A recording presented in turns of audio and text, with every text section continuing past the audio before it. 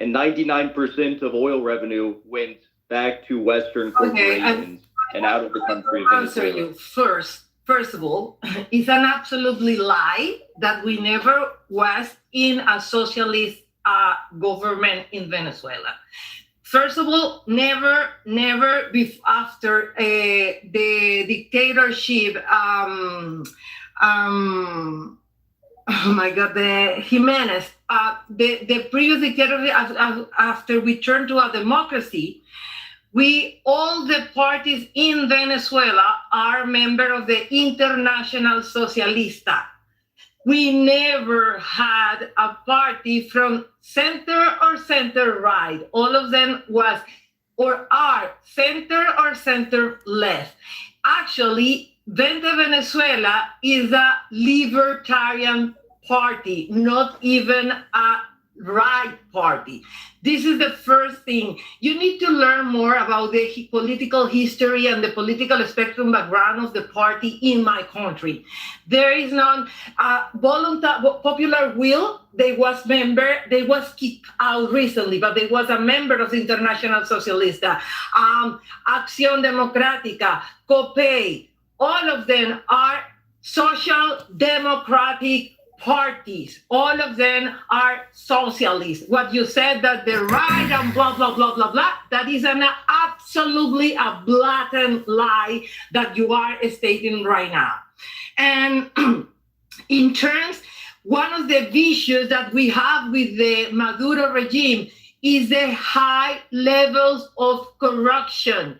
The Rafael Ramirez, the president of PDVSA, appointed by Chavez, is the one responsible for stealing from the Venezuelan money billions and billions of dollars, and he is living right now in the outside Venezuela. Not talking about Tarek Al-Aissami, which his uncle was part of the government of Saddam Hussein, and he was the link and connector with Hezbollah in Venezuela. Don't come to me with those tales about the bad evils of communists they are evil, the communists are evil. And that narrative, the full socially, they come to do the good. Yeah, Freudian slip there. That is an absolutely right. We have an inner circle around the power, and Chavez and Maduro, both government, that they turned it rich. They are people who was really, really poor, and the greedy of them destroy the economy of my country. The issues, the lack of food, the destroy of the economy in my country is not thanks to the sanctions. It's thanks to the high level of corruption from the government, the regime from Venezuela, because they don't care about anyone. They stole the resources from our people to make them rich. Yeah, it's funny. There is one book that I read before. It's an economist guy who is the son of Vargas Llosa. He is an economist, and he said that socialists has to live like communists, and then they know the enemy. Very black humor joke. And that is the thing. You live in United States, you travel in capitalist governments, and then travel to countries destroyed like Venezuela to promote communism. Why you don't go and definitely move to Cuba, but not supportive for the Cuban regime, like a regular Cuban? Let me bring in Anya. Anya, you heard what Alyssa had to say, and you're also a journalist. All right, guys, I'm out, by the way. I was waiting with my hand up over here for quite some time, guys. I'm out. Have fun with this, bro. It's ridiculous, dude. I mean, how many times do I have to be invited to one of your spaces and not get to speak? We'll come to the next place. I need to go to someone to balance it out. I need to go to somebody. Go ahead, Anya. No, sorry. I want to go to Craig and then Marianne. Go ahead, Anya. About 20 minutes. Anya. Go ahead, Anya. Then I'll go to Craig. Go ahead, Anya. Anya, can you unmute your mic at the bottom left-hand side? Yeah, hello? Yeah, if you Hello? want to respond to what Alyssa had to say. Oh, and then you'll get I into the next. didn't realize that I was on deck. How's everyone doing? I'm coming to this kind of late, so I don't know which slides to begin to discuss there. I mean, to hear that someone is actually claiming the pre-Chavez governments were socialist. I mean, I don't believe Copay and some of these other parties may have had a social agenda, but that's just typical in many countries outside of the United States, where they have to provide certain basic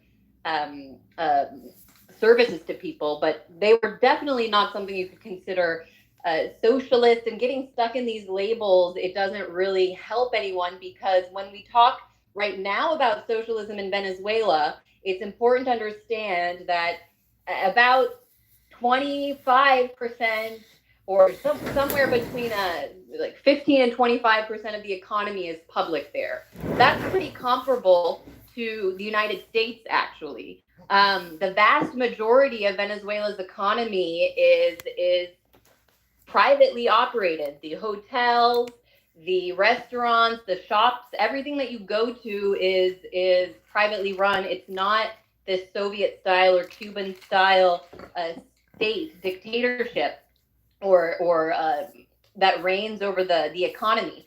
What Venezuela socialized or nationalized are its natural resources, the largest oil and gold deposits in the world, plenty of other minerals needed to produce electric batteries and so many other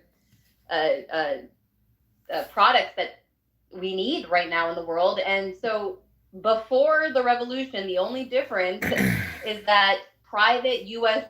and European corporations dominated their industries, ran their industry, and the IMF dictated its domestic policy. So that changed. And of course, I haven't spoken with anyone in the Venezuelan government ever who has denied that there is corruption in Venezuela. This is something that has plagued the country since oil was discovered there in the 1920s. It has been a petro state. Oil has been the basis of its economy since then. And as a result, and this is the model, the neoliberal model that has been exported around the world since the end of World War II, is that if you have resources and you're a country that can provide something such as oil to the international market, you don't have to develop your own national production capabilities, because the transatlantic powers are happy to import and give you whatever you want, as long as they can come in and take the wealth out of your country, essentially. And so that was the model in Venezuela up until recently. And Venezuela actually began the process, since nationalizing its industry, of developing its national agricultural sector and national production capabilities that were actually paused under this neoliberal model. The people that ran the government before in Venezuela, for example, Ricardo Hausman, he's someone who was a high-level functionary in the economy ministry, but also was a leading professor in Venezuela who trained many of the economists that worked in the pre-revolution government. He's now a professor at Harvard University. He's worked at the World Bank. He's your archetype neoliberal.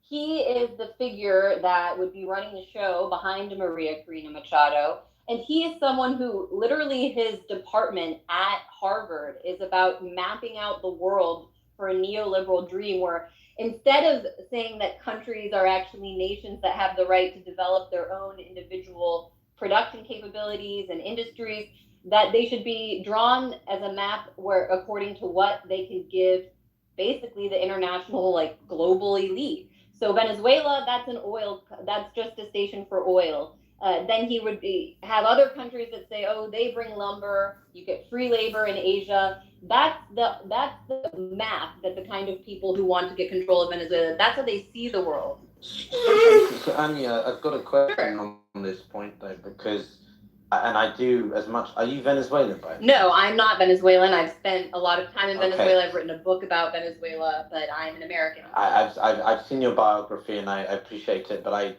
respectfully, what I'd like to do is come to you for a question to challenge some of your synopsis for sake of argument, but then I do want to hear from Venezuela, from Craig. I'm 52 years old. I spent 35 of my life in Venezuela. I grew up in Venezuela. Yeah, we've all heard I from know, people like Alyssa, but we Kitover, have heard from you, and so- I'd like to challenge Anya on a point here, which is I think that this, as I said at the beginning of the space, this election is arguably very representative of foreign interference in the sense of those on the Western side support the anti-Maduro, as in Gonzalez in this case, right? They support him because he represents change and therefore the opportunity for Western companies to come in and maybe invest or i.e., exploit, depending upon who you ask. But the countries that support Maduro are, well, anti-Western. But Anya, do you not think that it's a little bit simplistic? Not that you said that, but aren't major powers of any type, be them the Russians, the Chinese, the Iranians, or the Americans, all seeking to take opportunity to benefit from Venezuela's massive energy reserves?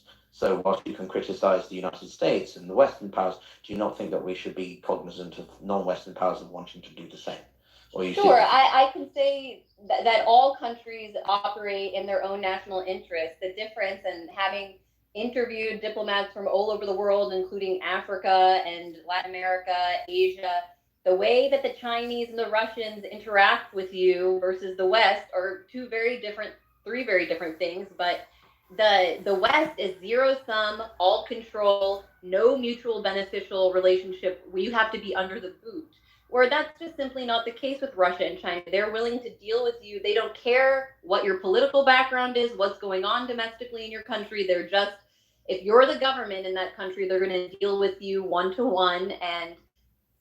And yes, they have their own interests, but they're not forcing them upon the Venezuelan people the way that the West have traditionally. And just on the point of Edmundo Gonzalez, I don't know if anybody's already shared his biography, but he, for one thing, he's just a face that they put up there. He's basically like Joe Biden. He couldn't even stand up at his own closing campaign rally. He was sitting down in a chair because he's so old and lacking energy. Maria Corina Machado was the fuel behind his campaign, but ultimately it is these other figures in Spain and in Washington and Boston, for example, like Ricardo Hausman, whom I mentioned, that would be running the show for his administration. But he himself, not very well known in Venezuela. He was an academic, but prior to the revolution, he was a high-level diplomatic functionary for years working in the foreign ministry. He actually was a high-ranking diplomat in Venezuela's Salvadoran embassy in the 1980s when Venezuela was partnered with the United States to run a dirty war in El Salvador. They basically committed a Holocaust there against local militants fighting for sovereignty, and they were also operating a dirty war in Nicaragua against the Sandinistas at the time. And so Edmundo Gonzalez was a partner in that crime, likely working with Elliot Abrams, who was overseeing that policy on behalf of the United States, was later a convicted criminal, convicted for his role in that war. And he then, decades later, was the Trump envoy to Venezuela, who oversaw this initial coup attempt in 2019 that installed a shadow corporate government. And now he's still advising the Biden administration on Latin America policy. I mean, this is a leading living criminal in the United States. I guarantee you he has a direct relationship with this Edmundo Gonzalez figure. And so that's the kind of people that you're getting involved with when you're talking about the opposition candidates. That I would say that, first of all, they don't have the capacity to promote an agenda or actually control the government the way that the West did. But more importantly, Venezuela would have never gone to Russia, would have never gone to China, would have never gone to Iran if we simply allowed them to go down their sovereign path. If we hadn't sanctioned them in 2006, 2007, George W. Bush cut off Venezuela from U.S. arms supplies. That's the only reason that Venezuela then went to Russia. And I've interviewed Venezuelan diplomats who speak about this openly. Their alliances with those countries are not an alliance against us. They would love to do business with the United States. They would love to have a normal functioning relationship with us. The only obstacle is ideologues in Washington, such as John Bolton, and to be frank, foreigners in Florida, Cuban and Venezuelan expats who act as a foreign lobby, just like the Israel lobby. They act as a mafia because they want to use U.S. money, U.S. taxpayer dollars, U.S. muscle, and if it came down to it, Maria Corina Machado herself has endorsed a U.S. invasion in Venezuela. They would use U.S. troops. They would use U.S. blood in order to return themselves to power in Venezuela. So frankly, as an American citizen, that's why I don't take their voice. I'm Venezuelan, I'm Venezuelan. Well, guess what? I'm an American and you're begging me for my help. If you can go do it on your own, good luck, but you can't. That's why you're always whining in my country and trying to control my country, and I'm sick of it. I believe in an America First policy that actually deals with Venezuela for what it is. I don't care if it's socialist.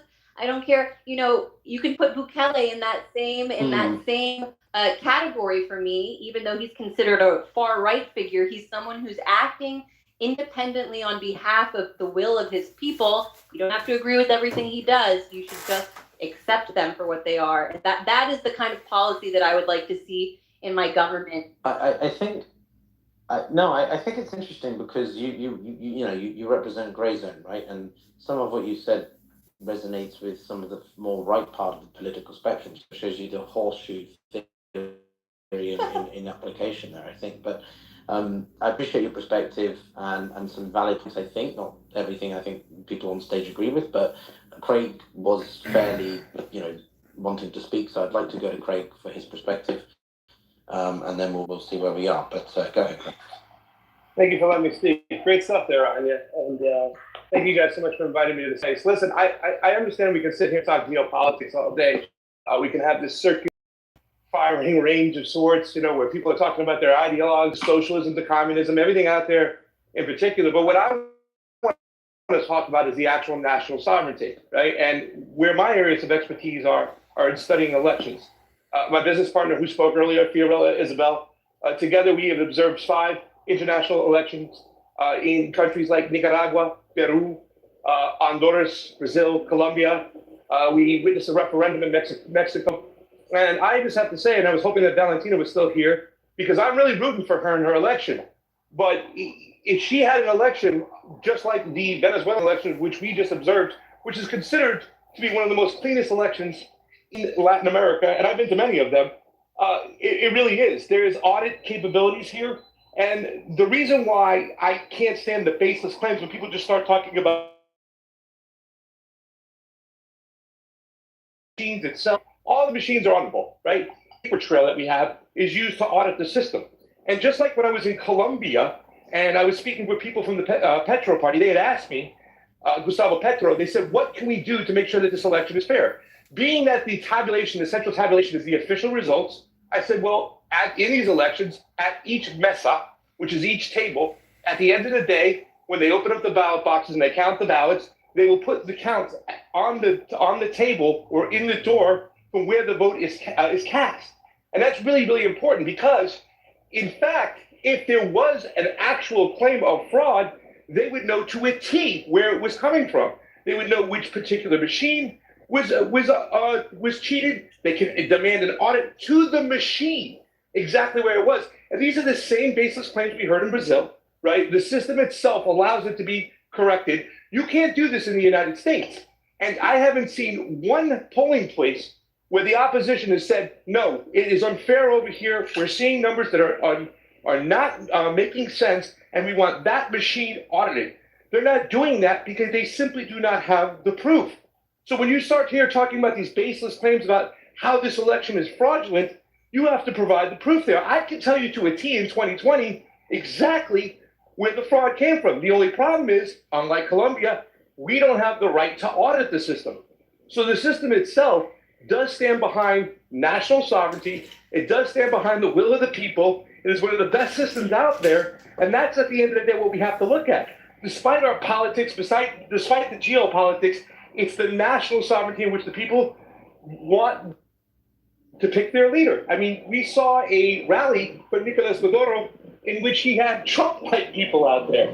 So, I mean, the fact is that we can talk all we want about the politics that are involved in here. The election itself is very, very clean. And if there was fraud, you'd be able to call it out. And that's all I just wanted to say. Thanks, Craig. Appreciate you. All right. Marianne, over to you. Hi, everyone. Thank you so much. Venezuelan. I lived there 25 years of my life. I just moved 2 years ago. And I have too much to say, but I just want to clarify that I was born in Barquisimeto. My parents work for Ministry of Education, my grandparents too. during Chavez government and before Chavez government. So all of them are public workers.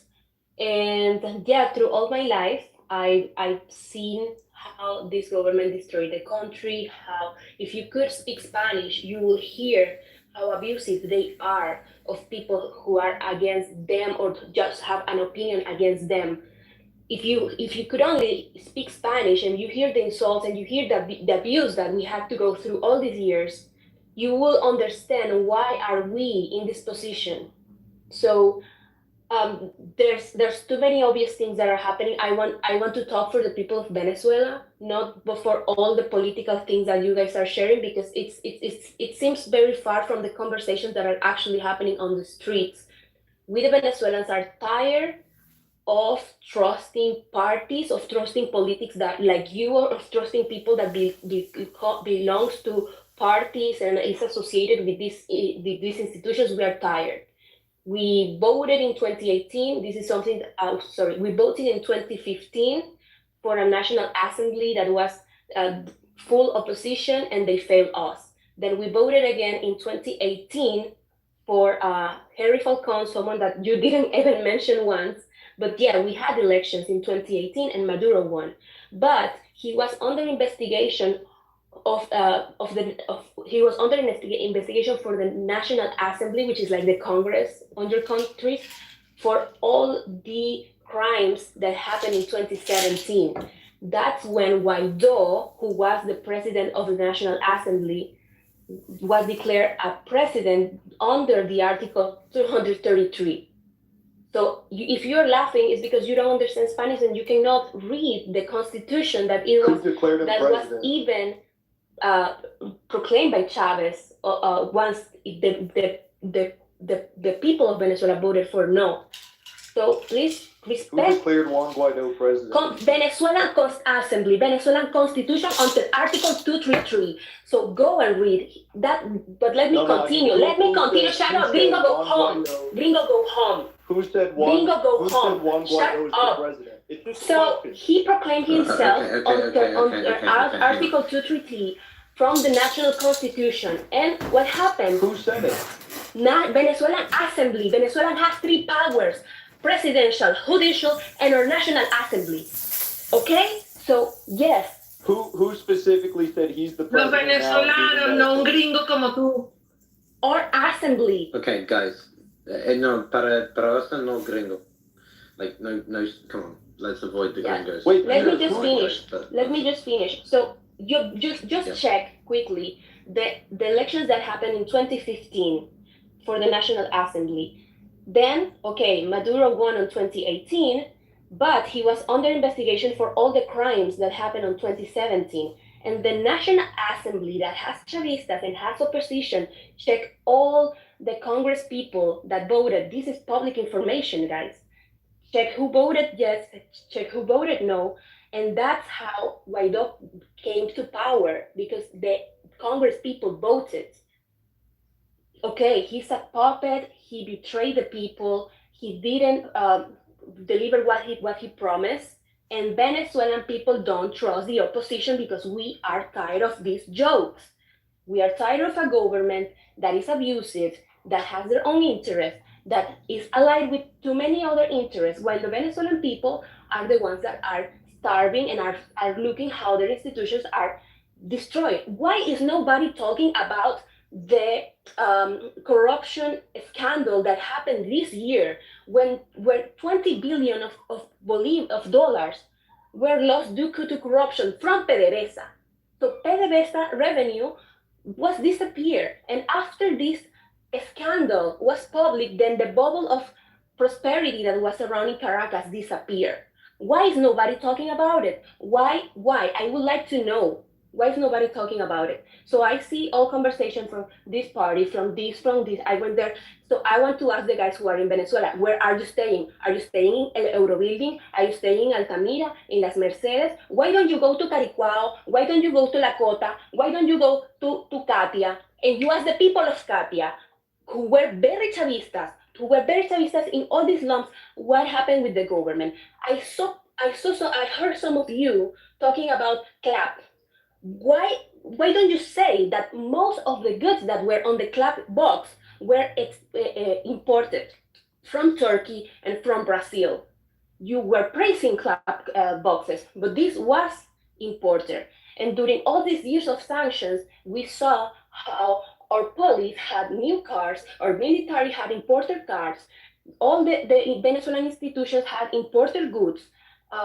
We saw how the government builds places for them, corruption in public, some constructions, and all these things. But for the hospitals and for the people, there was no money. There was no money, there was nothing. So come on, guys. I mean, just go to the streets and talk with Venezuelans, not in Altamira, not around the Ebro building, not at colegios, because I don't know what is the school where you were going on this elections. So go, just talk with the Venezuelan and respect us, respect our nations, because as I speak, there's people dying in hospitals, waiting for the doctors to have goods to be able to conduct their operations. As I speak, there's people who's trying to survive with the money that their family is bringing from other countries because they had to flee. As I speak, there's people that have to leave the country because if they stand up against this government, they either go to jail or they are either killed. And if you don't believe me, then check what is El Helicoide. If you're in Caracas, go to El Helicoide and check the conditions of all the people there. Why don't you go there? Talk with the people that's already there and ask them what they did to be there. I studied my whole university in Venezuela, and I saw how my friends, for protesting without guns, were kidnapped by the military, and they came back in terrible conditions. So this is a job for the people that actually suffer. So please respect us. This is the nation of Venezuela. We are not puppets of anyone. We don't need support of the United States. We don't even need support of the clowns that were hurting or people like Leopoldo, like Guaido. Yes, we agree there. We agree there. And the people in the streets is protesting without being called by the opposition. Yesterday, when Maria Corina spoke, she didn't say go to the streets like the other clowns usually said when they lose elections. She didn't say anything. There was a strong silence on Venezuelan streets until lunchtime when people was tired of this and they went to the streets without following anyone. That's it. So Marangel, thank you for that. I do want to go to Alan for balance, or maybe Jackson if Alan is there. But I do want to share an interesting video I just saw, which is that the Venezuelan military seems to be sort of being rallied or sort of approached by the Venezuelan public to sort of do something, and there's mixed videos about sort of whether or not they're going to respond. There's a lot of tension on the ground at the moment, a lot of developments, and we're trying to make sense of it. Mario's team is doing a tremendous job of trying to stay up to date, with the news. So if you're interested, do check out the profile and what they're doing. But Alan, are you with us? I'd like to hear from your perspective if you have a different. Hi, I'm here. You hear me well? Yes, we do. Great. Go ahead. First of all, it's quite amazing when someone is saying that Venezuela is not a socialist. They mention the economic aspect, as the economy is the only one aspect to describe a socialist country. Avoiding all the aspect of the tyranny. It's clear in Venezuela. I'm a friend of a former president of the Supreme Court in Venezuela. So if someone here says that he escaped Venezuela to be alive while three of his colleague was shot to death, if someone says it's a lie, you can go to the government of the United States and you can file a document saying that he's lying, because that's the base of his political asylum in the United States. So it's quite easy. Someone that can tell me, oh, no, that's not true. So prove it. Go to the United States government and prove this. These people that escaped from Venezuela, they are lying, and they have no proof to get a political asylum in the United States. That's the first point I would like to make. I was listening to the Anya Parampil, and it's always the same doctrine. So she's pro-Palestine, pro-China, pro-Russia, pro everything. Socialism doesn't exist. China is doing trade with countries that they don't care about that political bill. But I'm from Brazil, and Bolsonaro was highly criticized by the Chinese ambassadors because of his political view. But let's talk about Venezuela. Venezuela is a very interesting topic for the United States and Brazil because I didn't hear anyone talking about Antonio Mujica, Alfredo Ansola, and Roger Piñate. And these three names are very interesting for the United States election because Alfredo Ansola,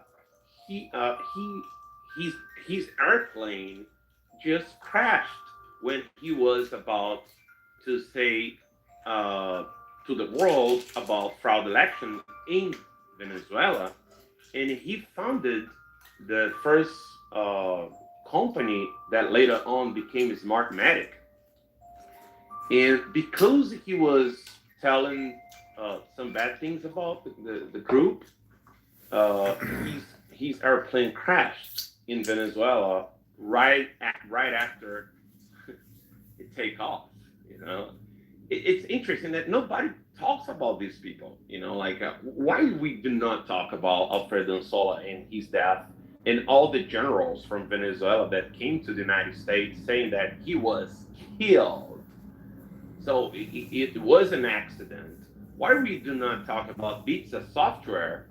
Because all these companies are here in the United States right now, and some of them are taking care of your election. I'm from Brazil. I'm telling you guys, these people are here in the United States, and we in Brazil suffered a lot of these kind of situation that you can't prove there is a fraud, but you can't prove otherwise too. You know, like because you do not have an audition to the vote, you can't get the vote and count it because it's not materialized. It's just it's almost a Bitcoin. You know, you need to believe it. That's the price. But it is interesting that I would like to emphasize this aspect that all the socialists works together. They work together, like China and Venezuela, and also Lula da Silva, and they somehow are protected by some politicians in the United States, mainly Biden and the Democrats. And it is funny that people now are trying to get away from Biden and going straightforward to more socialist agenda, more communist agenda, like Jackson, who's here creating a communist party, creating or participating in a communist party in the United States. It's a free country, right? But it's interesting that it's the same methods, it's the same talk, but I would like really to talk about Alfredo Ansola's death. That's one thing that I really would like to discuss with Mary Angel. I think is that what you say, Maria Angela, and Maria Angel.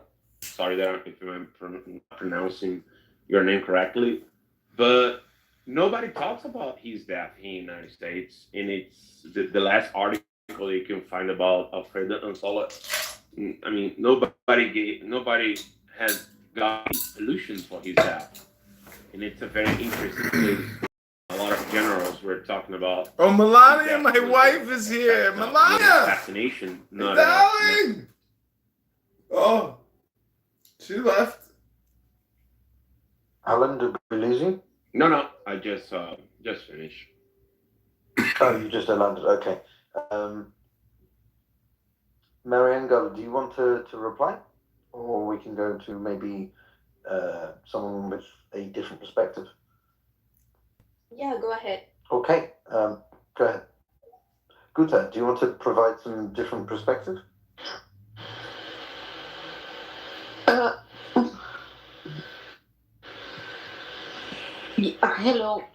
Guta, can you hear me? Yes. I think probably for the first time in this space that Alan and I are not going to be in such opposite positions. So it could be quite funny. And yeah, because the whole thing with this election, right, that we clearly know it's fraudulent. We've been this fraud being built up along for quite a few months, right? And it's no surprise the outcome. However, right, for Latin America, for the region politics, it's a big blow for especially like Lula now. Lula is cornered with diplomatically with that Celso Amorim is at the moment with Colombia representatives in Caracas trying to find a way to save face, literally, because they now can they are being very careful. They haven't stated any official no, but they have to be very careful, especially Brazil, because of BRICS. Russia and China have already recognized and complimented. Let's go. It's messed up. Yeah, Trump, Steve here saying he's a nuclear physicist.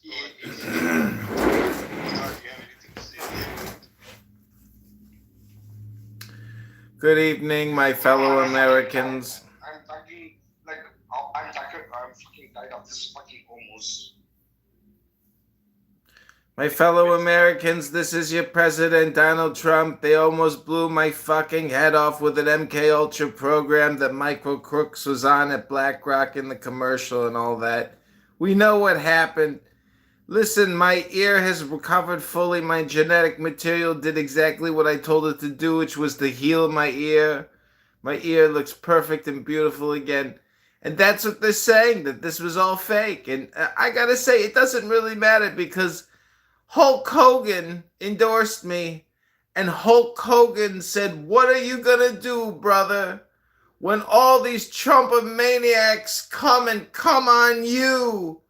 Thanks for coming back to Celestial Beings. And I want to adjust the title, which is Why Are Some Black People on Clown House Being Racist Against the Indians? And I'm not sure. They should appreciate the Indians because the Indians have a tremendous amount of information to share with Black America, particularly Kali. Kali being the black goddess of death, the Kali Yuga, the end of the world, which is thermonuclear detonation.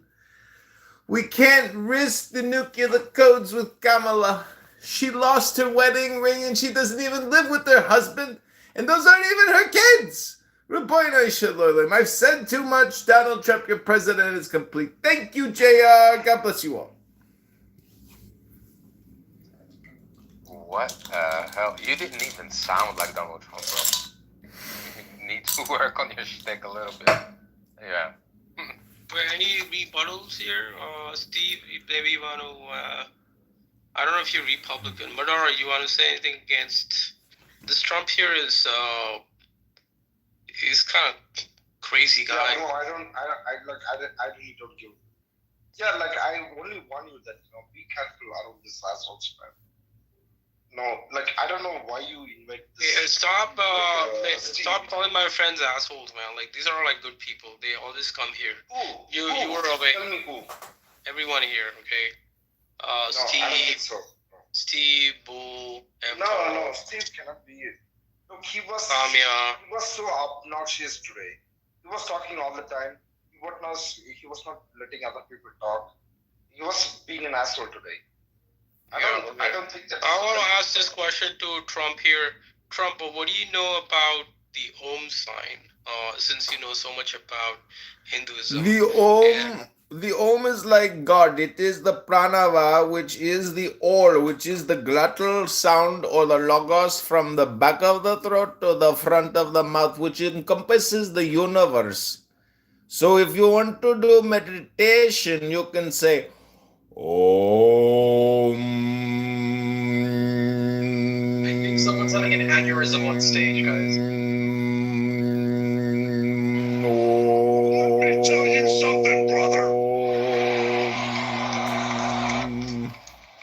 Would someone just something? When I came here tonight, there Tall, did you and Steve make up yet?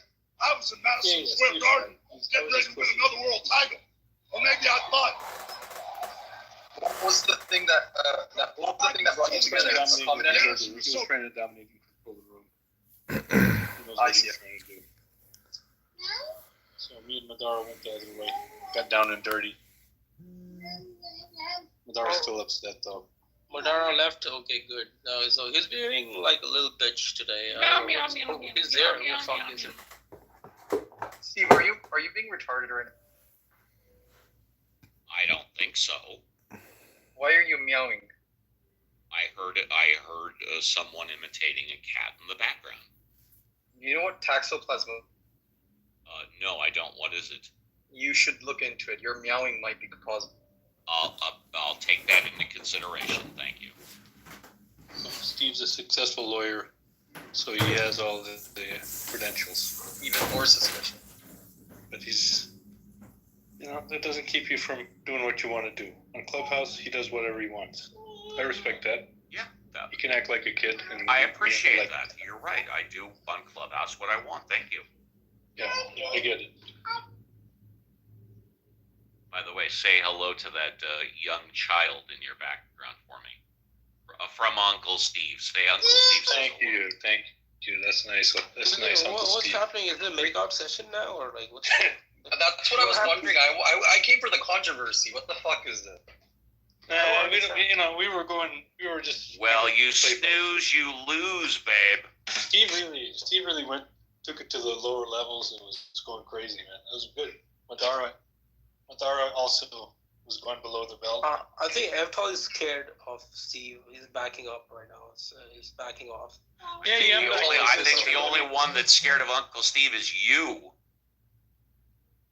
I mean, there's no way to beat this guy. You can say anything and he'll go over top of you. He did the nuclear thing did definitely end. Yes, the nuclear thing. I admitted that I didn't know jack squat about it. That's right. He dropped the ball on that one. Yeah, he dropped the ball. I admitted I don't know jack squat about nuclear weapons. I believed it until you called it out. You and Pelu called it out. I believed it. Why someone would ask Uncle Steve about nuclear weapons is beyond me, but they asked, so I figured they deserved an answer. See, this is his trick, Steve. You have to be careful with Infinity, right? If you talk. I got news for you, pal. I'm always careful. Yeah. So if you talk about a subject, he'll ask you questions. I mean, it's a question. He won't give you the information. Yeah, I like to put him on direct. Uncle Steve knows about putting people on direct. Damn fucking right I do. And never tell them what you're good at. So now you blew the fucking horn. I told people what I was good at 10 minutes ago. I've been doing it for 30 years. I've been doing it for 30 years. They asked, so I told them. I wouldn't play like that. You don't want to. Well, I know you wouldn't, but you're not Uncle Steve. Yeah, I agree. I mean, it's just opinion. Uncle Steve sounds like a homosexual. And once again, although I'm not a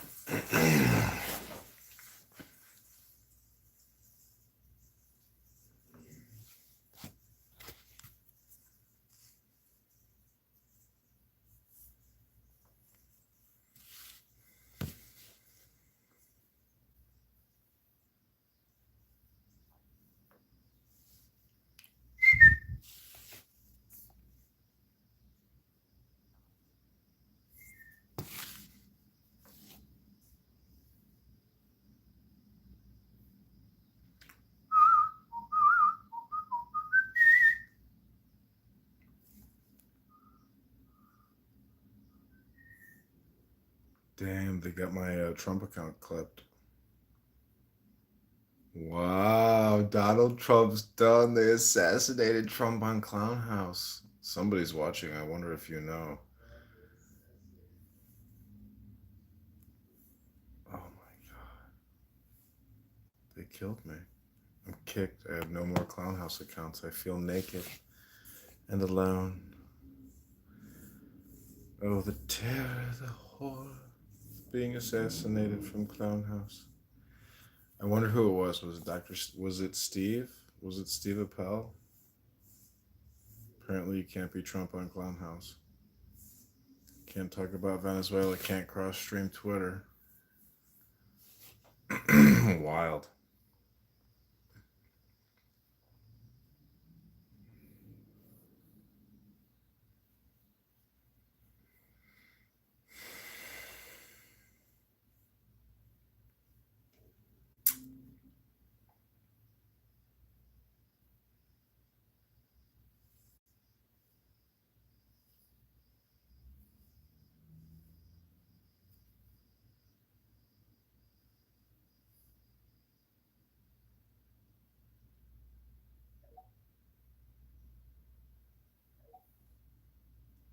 Those are the oligarchs. And what ended up happening is that through this righteous judgment of wherever the hell he was getting his ideology, justified the largest kleptocracy that the world has ever seen.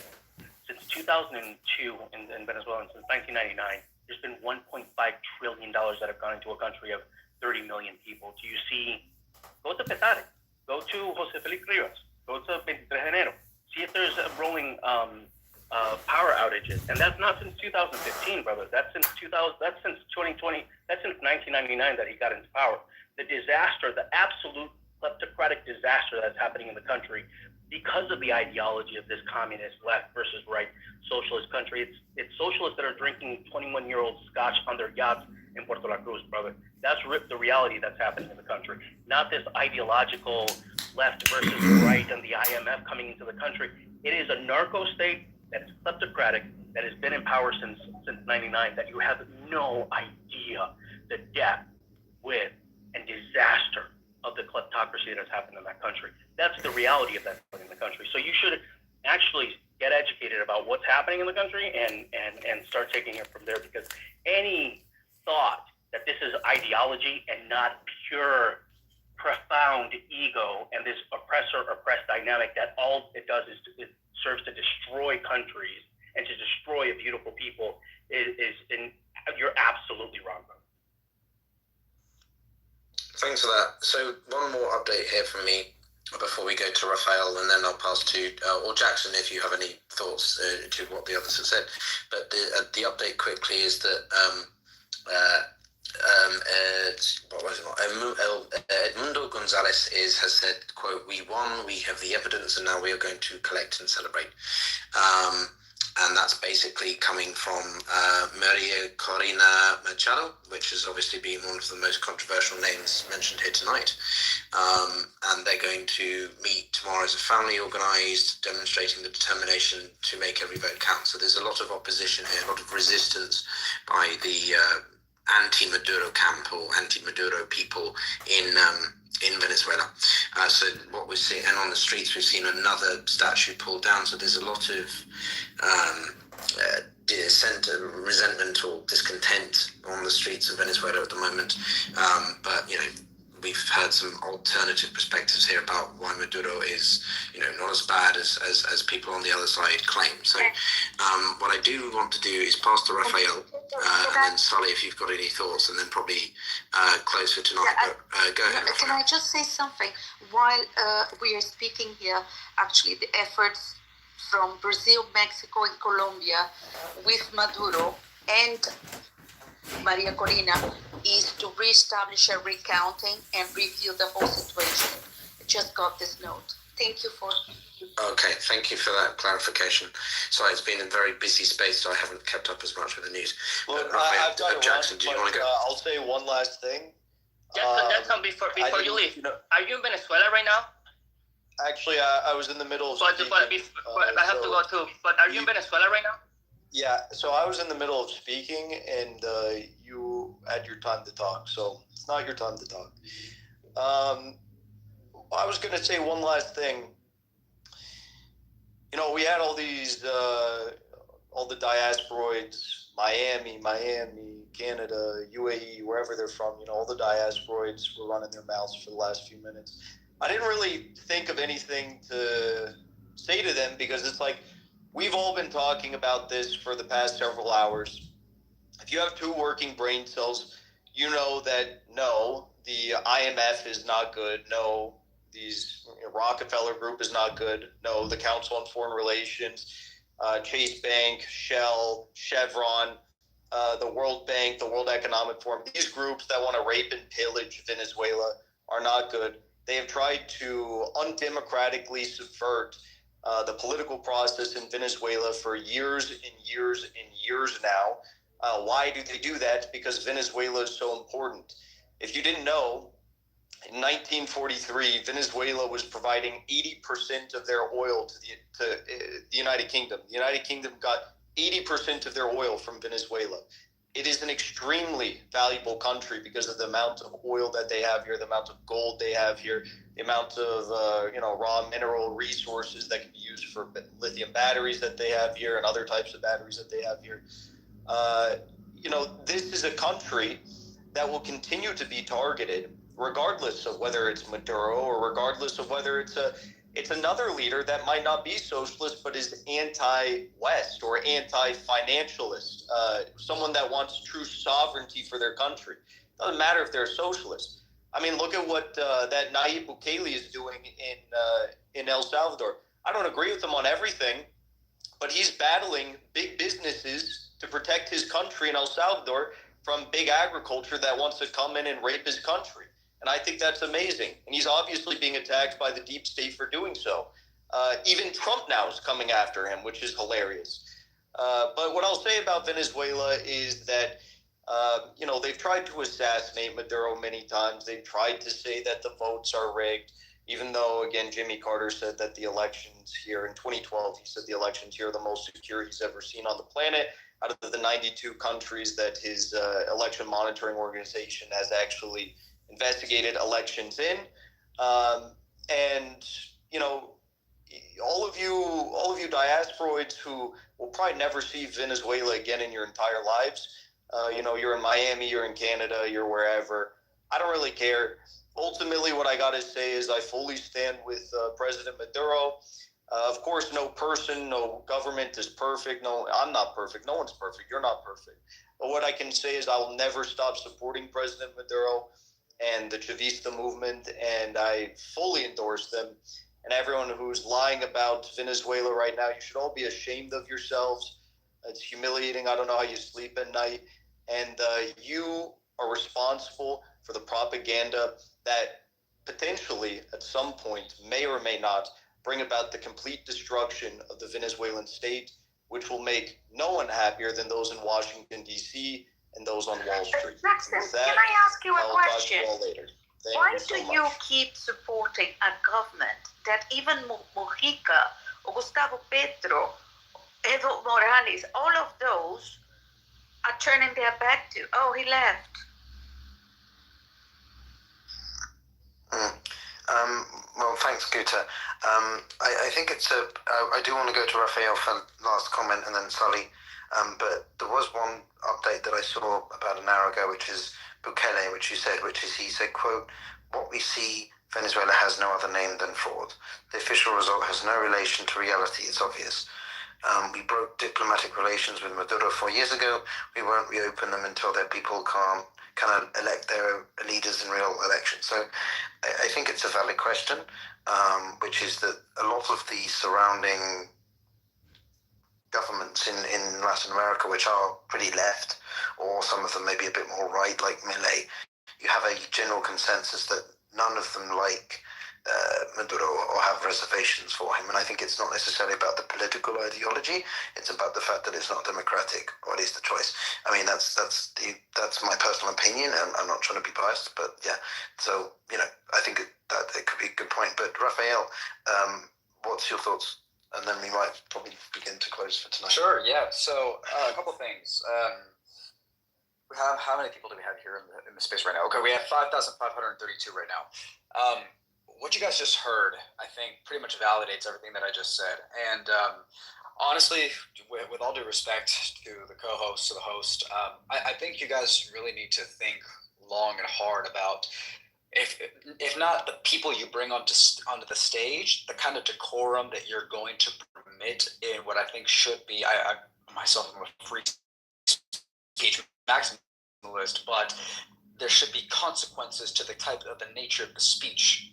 You cannot at the very least reprimand if A, you hear somebody saying that somebody deserves to be kidnapped, or B, the way that the person spoke, that this individual who by his own admission is paid by the regime to be an international observer. So you cannot convince people that he is going to be at all neutral or not biased in favor of the regime. The guy is paid to be there at this very moment. And that's fine, even if you want to accept that. But think about the language and the way that he spoke to folks who have left, right? He made a mockery of the 8 million Venezuelans that have left in the past 10 years. He called us, what is it? He said that we are diasporoids. He said that we are never going to see the country ever again. Like, just think long and hard. Why would you, shame on you guys for allowing that to happen. Like, it hurts. It really hurts when there are people on this stage, in the audience, Venezuelans who I know have not seen their parents, people who have not seen their grandparents, people who have had cousins killed, people who have friends locked up. I have a friend who right now is stuck in the Argentine embassy, which is being raided at this very moment. His name is Pedro Uchurutu. He has been there since January, holed up. He cannot leave the embassy. He is making a mockery of those people. That is not an even said, "Oh, let him speak. This is just let him have a back and forth." Brother, that is not a back and forth. That is the epitome of condescension. So as we wrap up tonight's discussion, I want everybody to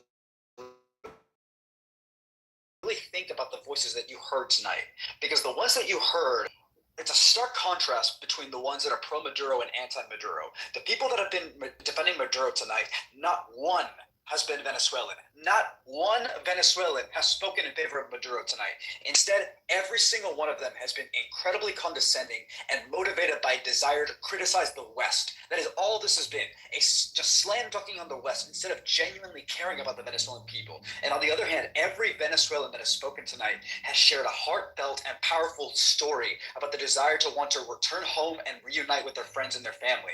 They're painting a very vivid picture of the hardships and the struggles that they face daily under an oppressive regime. Their voices are fueled by the same hope and resilience that mine is, for a deep love for their country, wanting to go back and to rid the country of a tyranny. And then I'll end with this, because I know that there's been a lot of speculation of exactly what exactly is this, I guess the instances of electoral fraud. What is this? What is that? Remember that a lot of what you've heard tonight has been a lot of falsification. I would highly recommend that you guys look at good sources, quality sources like Conflict News Worldwide, Caracas Chronicles, which is independently supported and by propped up by journalists, Venezuelan journalists that do quality work in English. Listen to Venezuelans. Yes, I understand that people are going to throw back at you. Well, not just Venezuelans can speak, and that's totally fine. If you are not Venezuelan, you have every right to speak about Venezuela. But again, think about the motives. all you're doing is supporting Maduro because you want to slam dunk on the West. You don't care about Venezuela. You just care about trying to slam dunk on the West. And that is not a legitimate reason to support what is being described as one of the largest, most obvious instances of electoral fraud in political history. So I ask everybody to please reflect on this distinction, question the motives of those who back Maduro, and consider the true impact of his regime on the Venezuelan people. The Venezuelans that have spoken tonight are asking for your support. The videos that you are going to see tonight, if you follow me, if you follow any of the other Venezuelans, look at the videos of statues being toppled, of all the regime propaganda that's being torn down. Ask them why they're doing it. Don't ask people with a partisan political agenda that are just using Venezuela as a prop to try and slam dunk on the West. Because our struggle is not a political issue. It's a real fight for their lives. This is not LARPing. They're fighting for their rights, for their home, and for a better future. And with your help, just by learning what the real problem is and recognizing that there is one, we can make a difference and help them achieve the change that they so desperately have been yearning for. So everybody, thank you so much for being here tonight, for your willingness to listen to me, to other Venezuelan voices, supporters of the Venezuelan cause for restoring democracy in the country. Continue to stand with them, please. Thank you so much. Thanks, Raphael. Thank you, everyone. This is a highly volatile issue. It's incredibly rapidly unfolding as we speak. We've got tens of thousands of Venezuelans out on the streets in force. I'm not going to pretend I know what they're doing. It seems to me that they're pulling down statues of Hugo Chavez. That's some images that's been on Mario's account. There's a lot of debate here about how much support is good from the West, and there's been a lot of debate about how much it is good. Jackson institutions, and I think in principle Jackson has a fair point, which is that it's not wise to be indebted to any institution. Africa is a perfect example of a continent that became indebted to the IMF and the World Bank, and I think that that's a fair point. But I also think it's slightly different to what Venezuelans who have spoken here tonight have been arguing, but that's not my place to say. I've just tried to be a host. I know some of you haven't been happy with the space, and I do apologize for some of the conflicts during it, but we're all humans trying to deal with very volatile and emotional issues. So I encourage you to look at the newsletter, sign up on Mario's newsletter, look at his profile, engage with any speakers or people you resonated with, and we wish you all a peaceful evening and for Venezuela to come out of this as best as it can going forward. But we'll see you soon. Take care, everyone.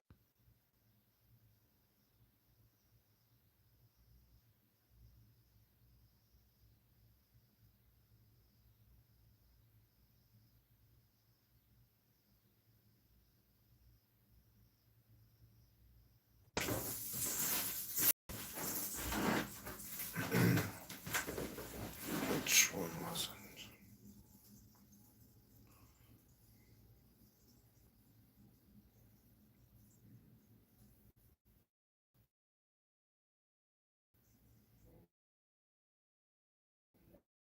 The animal world.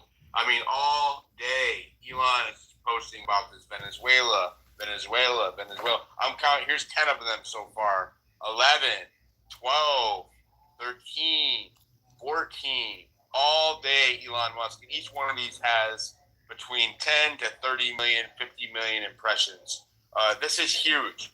Elon Musk is taking huge, very good, OPSEC intelligence that he can use to look into these things. And so if he's taking this huge of a stance against it, I imagine it's because he has it on good standing that those elections were completely rigged. Go ahead, Annie, give us your thoughts. Hi, Diligent. Thank you. Thank you for letting me up. As you know, I'm from Colombia, and I can give you a little insight and maybe a bit of a reason of why Elon is so interested in the whole Venezuela situation. And I think that this is something that might interest everybody in the U.S., especially since you're so worried about, what's happening in the border, how many people are coming in. I understand it's been around 8 million. I don't know if somebody can correct me during the Biden administration. And most of the people who are going into the US are a lot of Venezuelans and a lot of Colombians.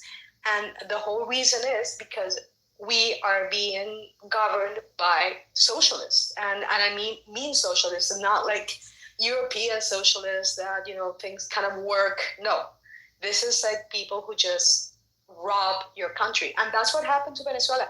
Chavez came into power in 1998. He got sick, and then he said, okay, so the person who's going to succeed me is Nicolás Maduro.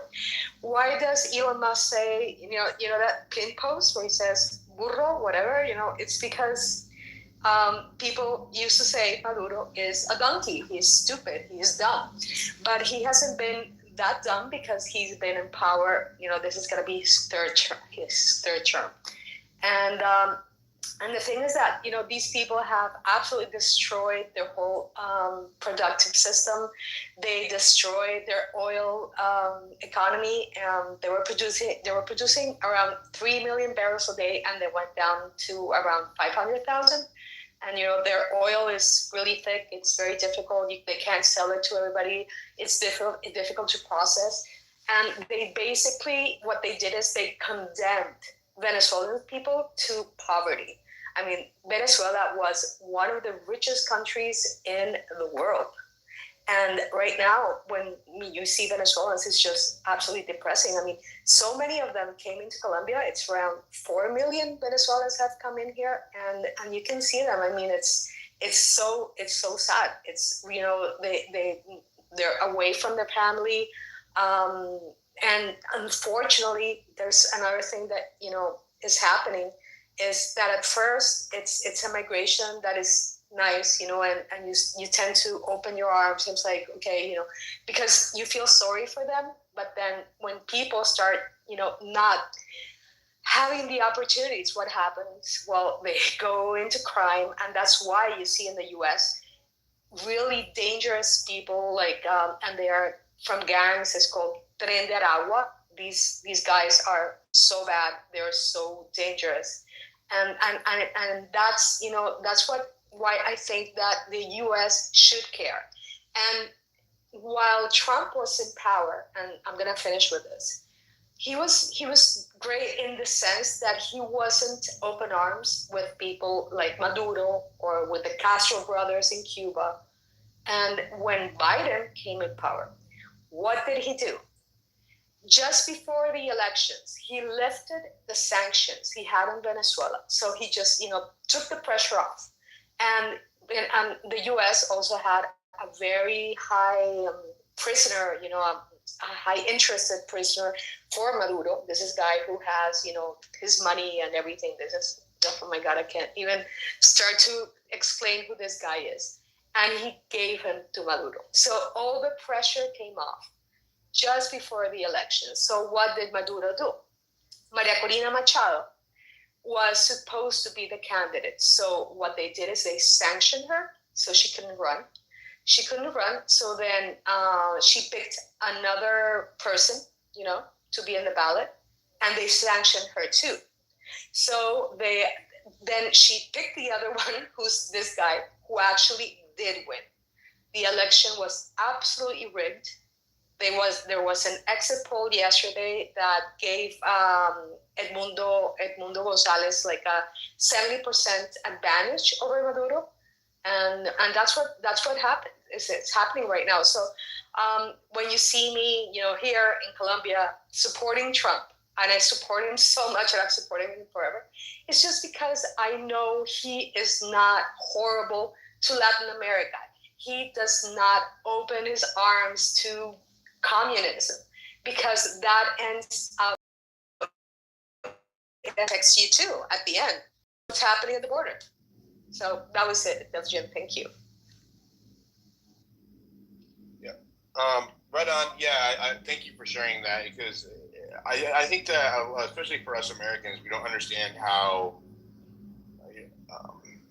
the nuances of how this is occurring and how it's occurring internationally, right? We're seeing the same playbook happen in all of these countries. In Brazil, we've had people from Colombia come up and describe the same instances occurring. And I think it's important that we know that these socialist countries and immigrants, they're running from the policies and the tyranny of these leaders, and then they're forced. They don't. Obviously, they're not. They resort to crime. In a lot of cases, I would argue that a lot of them are already criminals before they come here. Some of these countries are emptying out their prisons and sending them here into the United States. Venezuela for sure. For sure, they're doing that, and they've been doing that. And you can't imagine our situation right now in Colombia. It's ridiculous. I mean, we've had, oh my God, 60 years of guerrillas and so many things, and now on top of that, we have all these very powerful, and they're narcos too. They're what do you call them? Drug lords. And they're very, very dangerous people. So it's, our cities are getting really difficult. Here, I mean, I live in Barranquilla. Barranquilla is where Shakira is from. You know who Shakira is? And this used to be a really peaceful city. I mean, basically, just, in Colombia standards. I mean, this is not Switzerland, but it was peaceful. And these past 2 years that we have Petro as a president, Petro is like, he's just like Chavez, just like Maduro. And things have just gone really wild now. And we have had a lot of Venezuelan criminals coming here. And this is actually a passageway to the US. They come into Colombia, some of them, there are a lot of them, and then they go through Panama and up Central America, and that's what we are receiving there. Yeah, and this is also part of the playbook we're seeing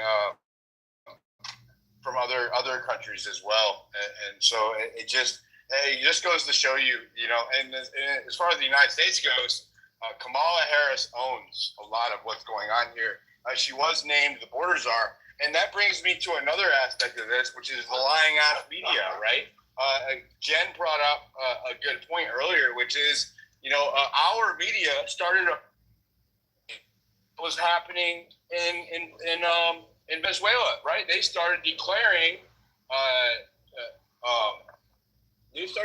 the winner earlier when the rest of the international community, a lot of countries, and people with just common sense are not accepting the results of what they call an election already.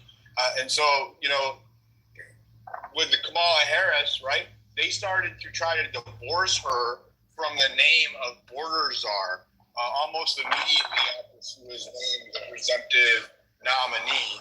They immediately started trying to divorce her from the title of border czar because they know that she has ownership in this atrocity that's occurring in our republic.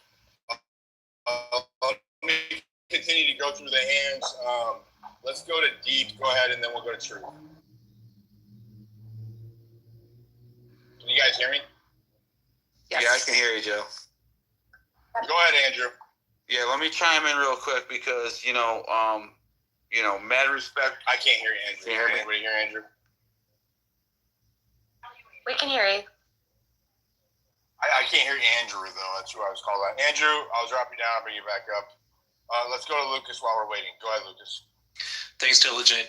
I was just going to add, and great points on Bangladesh, Jen. But when you guys brought up Elon Musk, it also made me think of the coup earlier this year in Bolivia. And I think it's somewhat related to what we're seeing in Venezuela.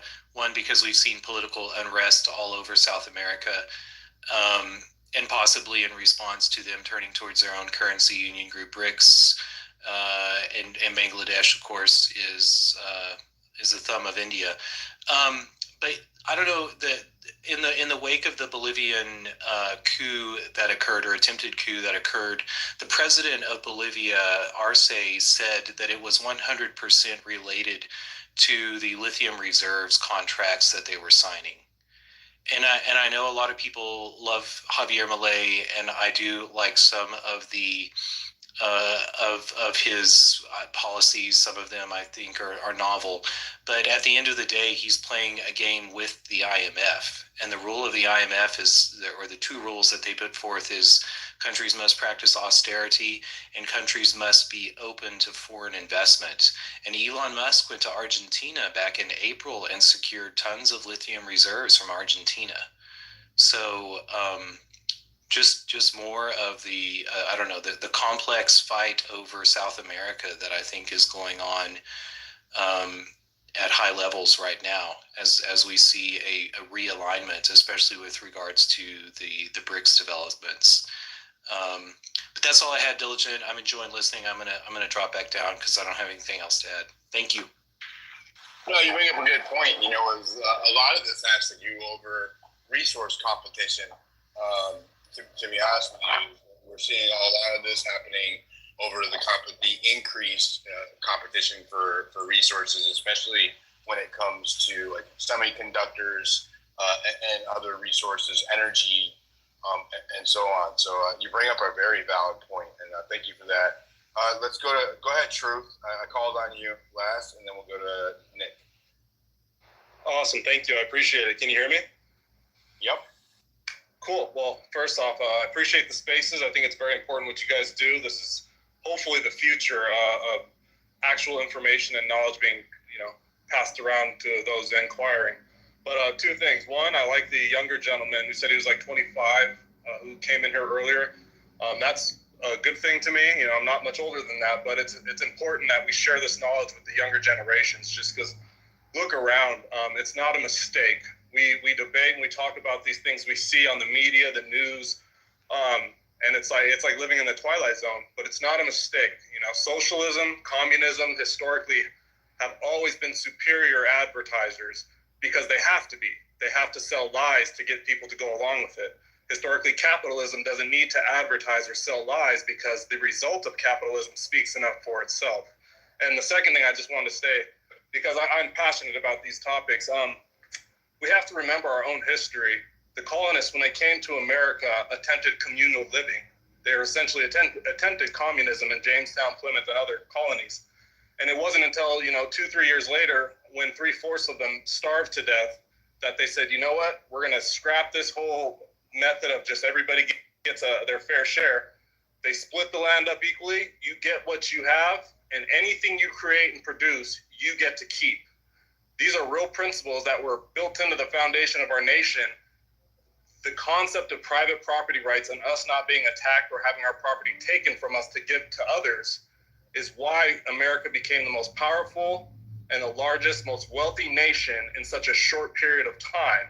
And all of a sudden, lest we forget what led us through all that progress, here we are, and we can turn on X in the news and we have these socialist views and stuff, and people want to pretend that our country and the world's got advanced enough to where we can try communism and socialism again. I think it's a joke, but the only way to really get through to the younger generations are to continue conversations such as these, because it's important. It's going to impact the future whether we like it or not. And I think a lot of idle minds and people standing by on the sidelines for the last generation are now in shock to see that the battle has never ended. Attacks on private property, individuals who don't respect or even believe that your average people should be able to own private property have never ended that attack. So thank you guys, and I'll be quiet now. Thank you. No, that was amazing. I 100% agree with you. I would reinforce that with, I think that the generations, maybe 3 generations ago, they didn't continue on the fight against communism enough. I thought there was a little bit, I don't know, maybe I'm wrong. Maybe it was designed, maybe it was intentional at some level, but they stopped teaching us about the horrors of communism at scale. And we're living in the result where people think it's acceptable once again. We saw that yesterday at protests in New York City and in Philadelphia. I appreciate that. One last thing, it's not a mistake for anybody wondering. After the fall of the wall and communist Soviet Russia essentially failed, the Marxists and communists at the time saw that liberalism and what modern liberalism in America was becoming more popular, and so they just changed the name. That's what socialists and communists do. They understand if you can control the dialogue and the definitions to words, you can essentially control how people think and what they talk about. Nailed it. Go ahead, Sally. Jump in, and then we'll go to Nick. I just posted a thread that I did probably like 5 months ago. It's called Operation Condor South of the Border. I'm not going to explain what it is. You guys can go read it. I spent like 18 hours researching and trying to put pictures with slides together. But it explains the coups that take place in South America. Thanks for that, Sally. Go ahead, Nick. Hey, thanks. Can you hear me? Yep. Cool. Yeah, I just think it's, you could look at it at Venezuela and you could see what happens when you start, nationalizing everything and giving out everything for free, and everybody's going to make less money, right? All the talent wants to go to the West because they can have the best chance of living. And then you have these countries that try to they can't have any good talent. So they have the most oil on the planet and they're squandering it. So you could have a great product or a great company, like let's say Apple or something, but if you're not running it right, it'll still fall apart. And I think it's going to spread. I don't know. I think this is just, we're seeing what's been happening there for obviously years, like a decade. So again, I think it's going to be a real interesting, 3 or 4 years, and South America in general is falling apart. Yeah, I tend to agree with you. I want to go to Space Liberato because, he's resilient. He's experienced this happening in his own country. I just kind of want to get your thoughts on all of this. Hey, what's up, man? Hey, what's up, brother? I'm doing good. Well, what happened in Venezuela? It's what has been happening in Brazil for a while. And they have a particular thing that's happening that I don't think people are talking about a lot. But if you put in comparison to Brazil, in Venezuela they have the electronic machines, and they also have the paper, and they have this big fraud happening. It's rigged. The election is rigged, and they have two methods of verification. They have the electronic machines, and they also have the papers. In Brazil, we just have the electronic machine. So just think about it. And what's happening right now is we have an ambassador that's from Brazil that's right now in Venezuela. His name is Celso Amorim, and he's trying to talk. So just so you guys know how bad this is in South America, he's trying to talk to Maria Corina, which is the opposition. So he's trying to talk her into accepting the results of the election. So yeah, Lula and his narco friends are all together in this, and I don't know really what's gonna happen, because we saw that 6 years ago when Maduro was reelected for the second time, and he killed a lot of people, and he killed a lot of people back then, and I don't know if you won't do it right now. There are people already dying, and there's not much we can do about it. We have the Brazilian government not saying anything. We have I don't know if Biden said something. Did Biden say something about it, or it was just the secretary? I'll have to look into the Biden thing, though. That's a good question. Yeah, because I think that the only way we can win this is all the governments in the world, principally the United States and the European countries and the countries that have a big democracy. We have to position against what's happening in Venezuela, so we can kind of isolate the government there, so they don't have any power.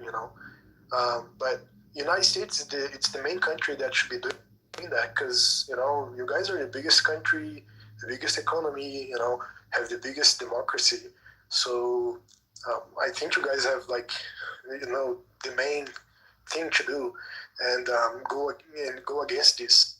I saw that Rep. Sullivan said something, that she sent a letter to the VP and the President of the United States to ask for sanctions in Venezuela. But I don't think that's what else are going to sanction against Venezuela? There's nothing left to do. So I don't know if that's gonna work. I think the only solution, to be honest, is all the governments go against this, and ask for the real result of the elections, and hope that maybe the military will take the people's side and not the government's side, to be honest. But yeah, that's my take on it. I have been talking all night with people about this, and trying to figure out something. But you can see that Maduro, he's also saying that all the other countries, he's cutting ties with the other countries. So, and that's actually a plan that he's doing.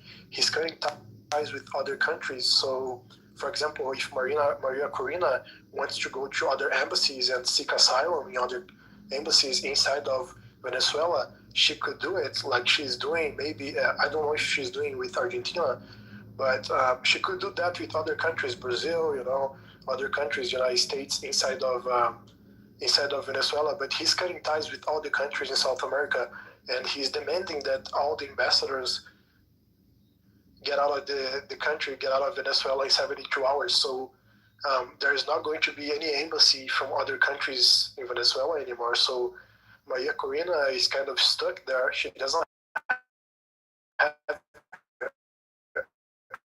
her passport. I don't know. I saw something about that. She has an order for her arrest. So yeah, it's kind of, there's not much left. I don't know if people.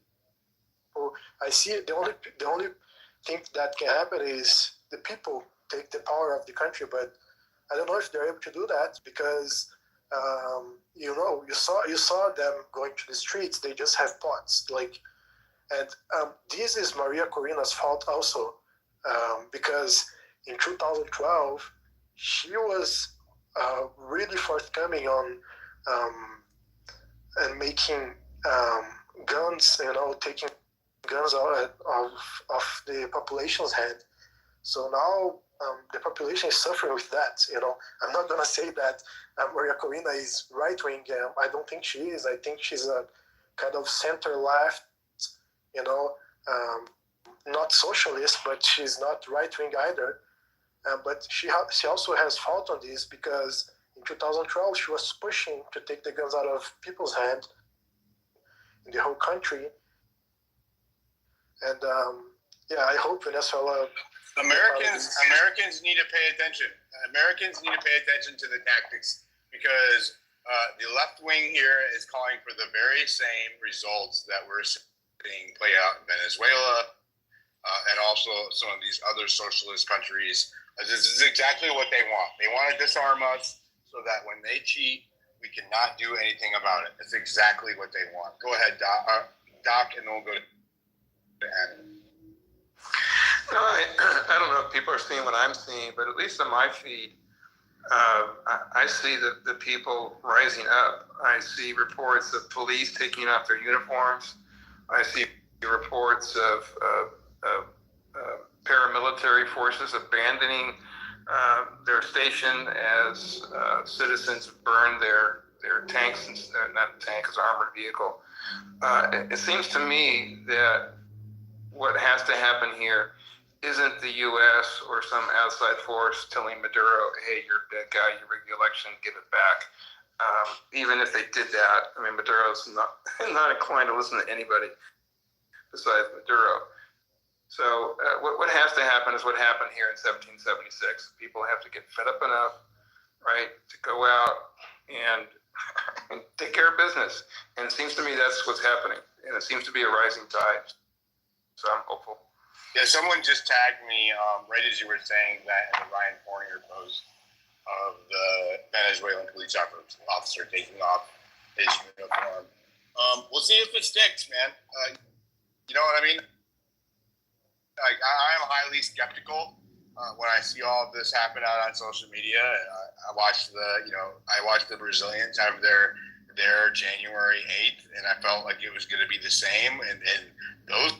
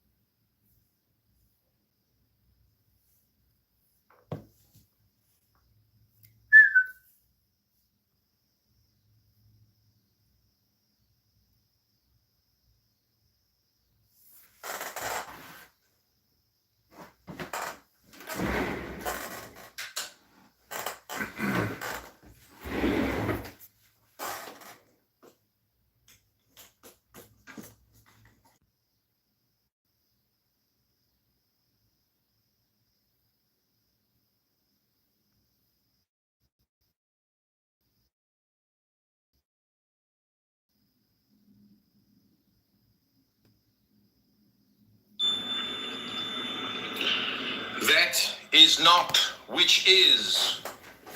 The only word is silence.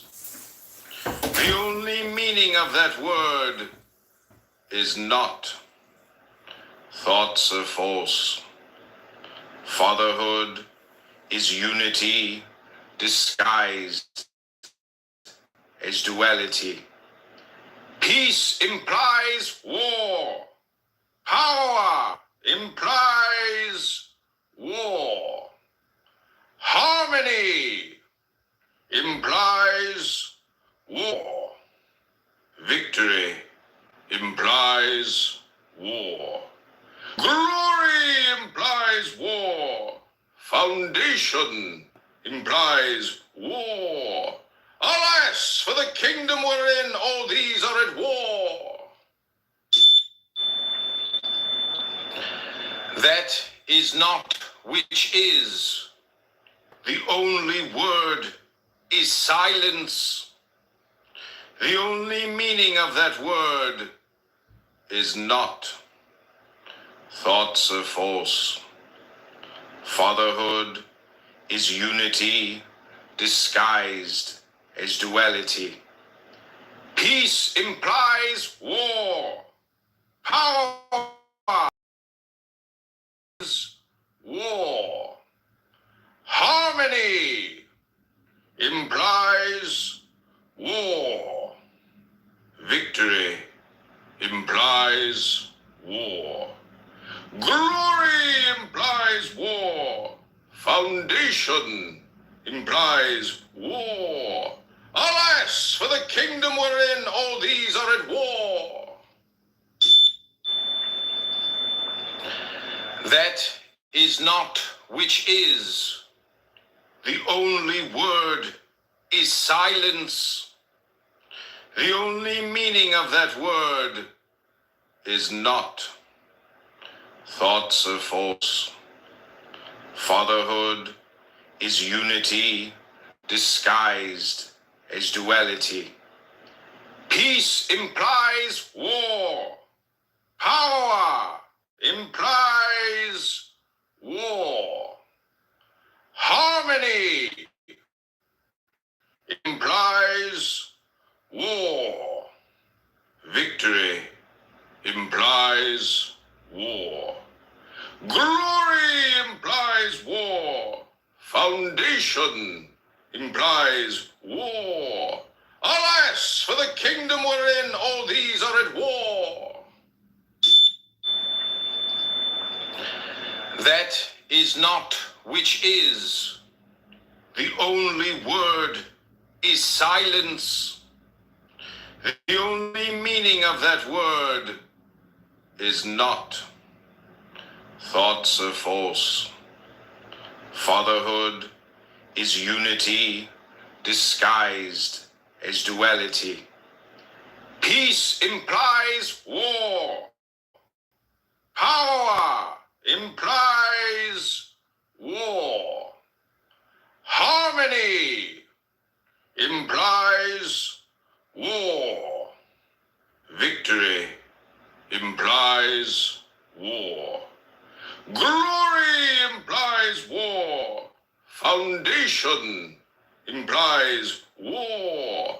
Alas, for the kingdom wherein all these are at war. That is not which is. The only word is silence.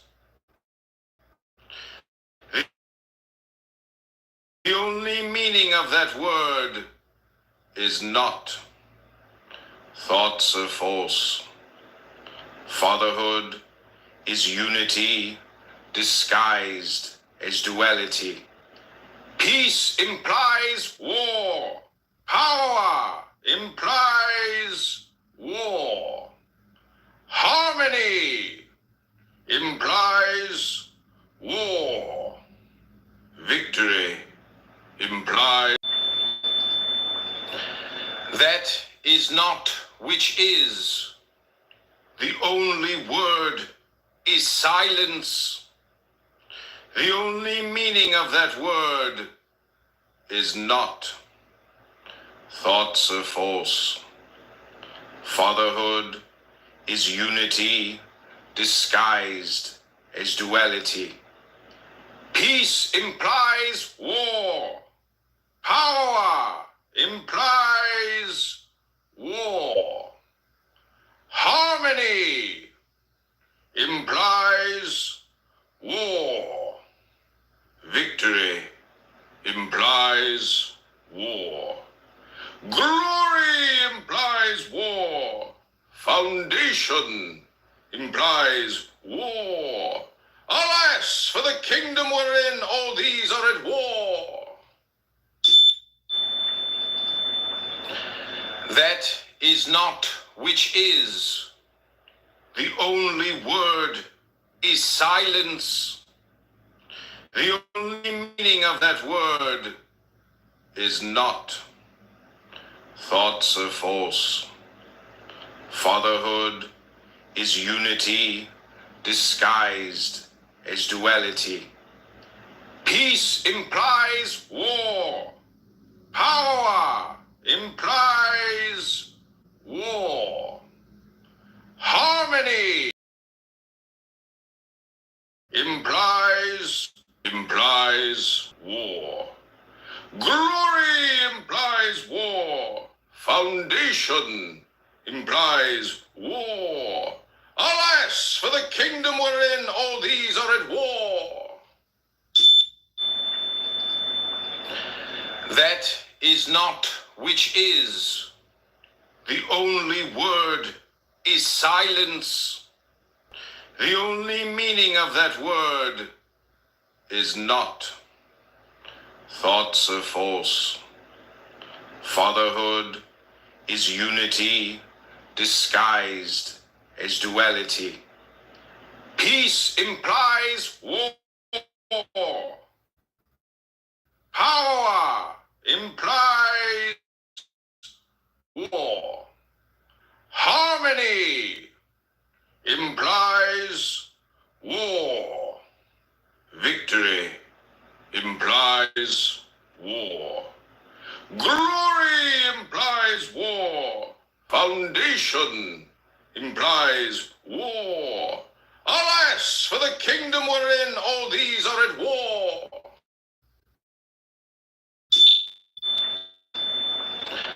That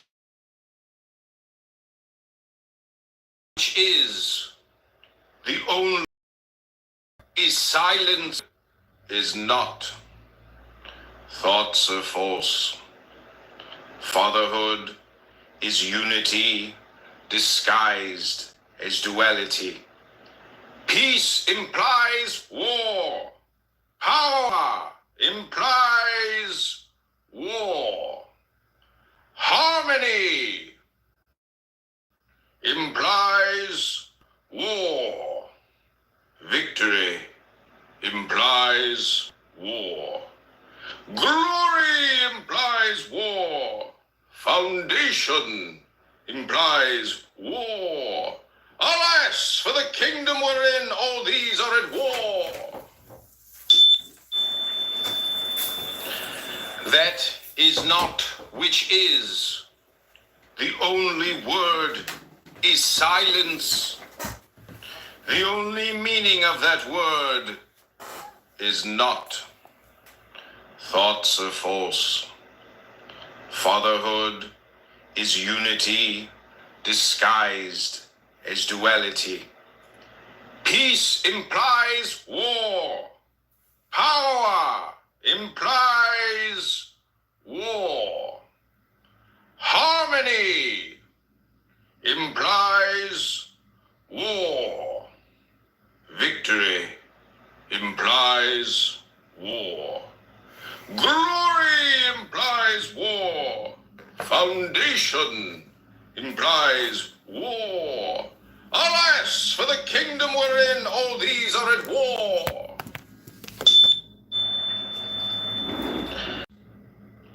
The only meaning of that word is not. Thoughts are false.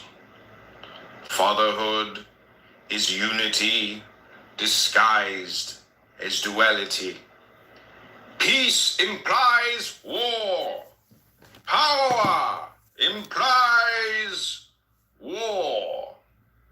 Harmony is war. Alas, for the kingdom wherein all these are at war. That is not which is. The only word is silence. The only meaning of that word is not. Thoughts are false. Fatherhood is unity disguised as duality. Peace implies war. Power implies war. Harmony implies war. Victory implies war. Glory implies war. Foundation implies war. Alas, for the kingdom wherein all these are at war.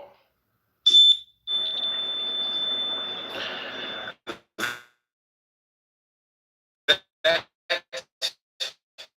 is not, is silence. The only meaning of that word is not. Thoughts are false. Fatherhood is unity disguised as duality. Peace implies war. Power implies war. Harmony implies war. Victory implies war. Glory implies war. Foundation implies war. Alas, for the kingdom wherein all these are at war. That is not which is. The only word is silence, is unity disguised as duality.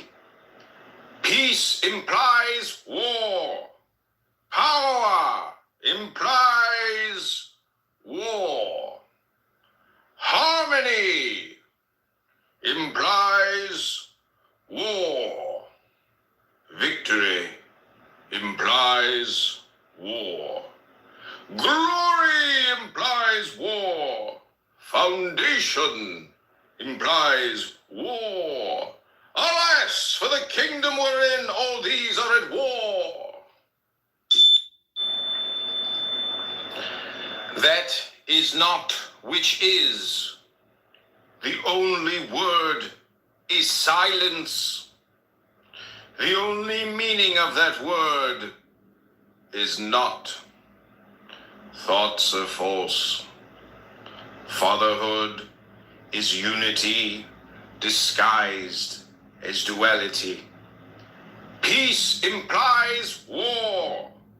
Power implies war. Harmony implies war. Victory implies war. Glory implies war. Foundation implies war. Alas, for the kingdom wherein all these are at war. That is not which is. The only word is silence. The only meaning of that word is not. Thoughts are false. Fatherhood is unity disguised as duality. Peace implies war. Power implies war. Harmony implies war. Victory implies war. Glory implies war. Foundation implies war. Alas, for the kingdom wherein all these are at war. That is not which is. The only word is silence. The only meaning of that word is not. Thoughts are false. Fatherhood is unity disguised as duality. Peace implies war. Power implies war. Harmony implies war. Victory implies war. Glory implies war. Foundation implies war. Alas, for the kingdom wherein all these are at war. That is not which is. The only word is silence. The only meaning of that word is not. Thoughts are false. Fatherhood is unity disguised as duality. Peace implies war. Power implies war. Harmony implies war. Victory implies war. Glory implies war. Foundation implies war. Alas, kingdom and all these. That is not which is.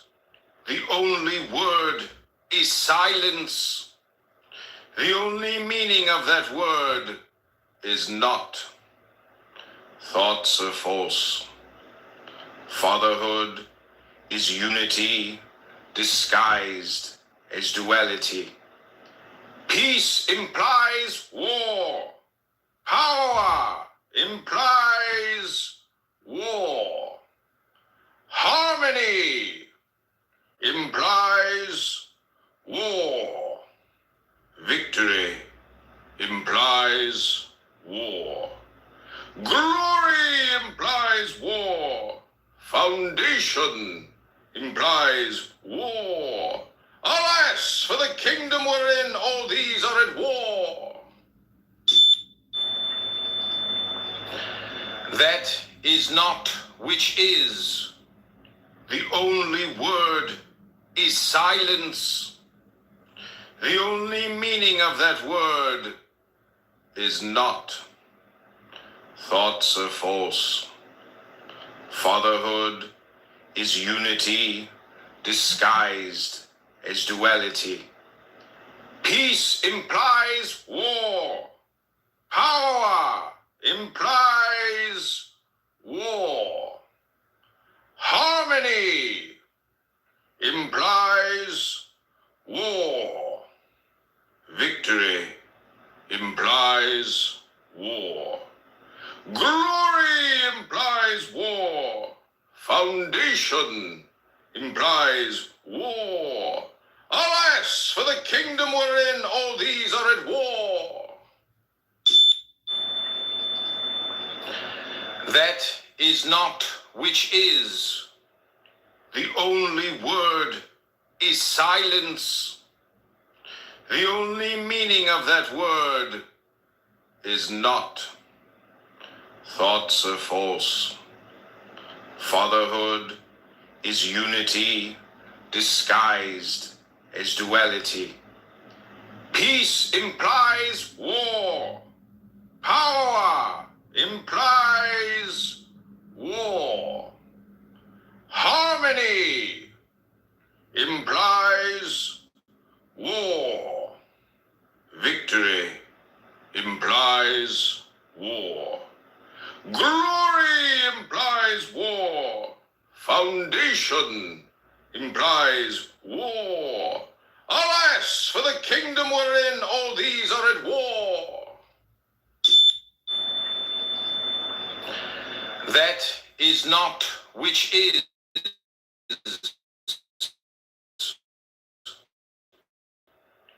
The only meaning of that word is not.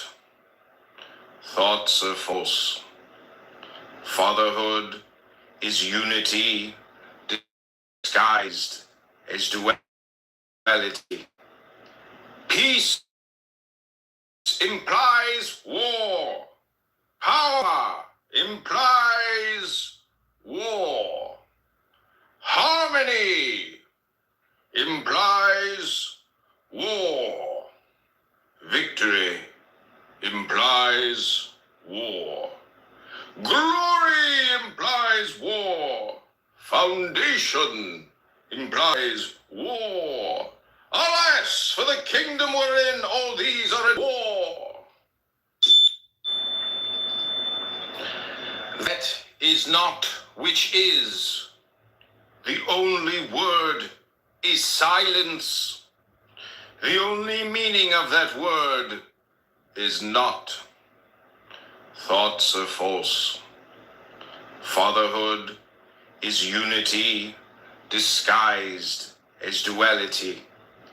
Peace implies war. Power implies war. Harmony implies war. Victory implies war. Glory implies war. Foundation implies war. Alas, for the kingdom wherein all these are at war.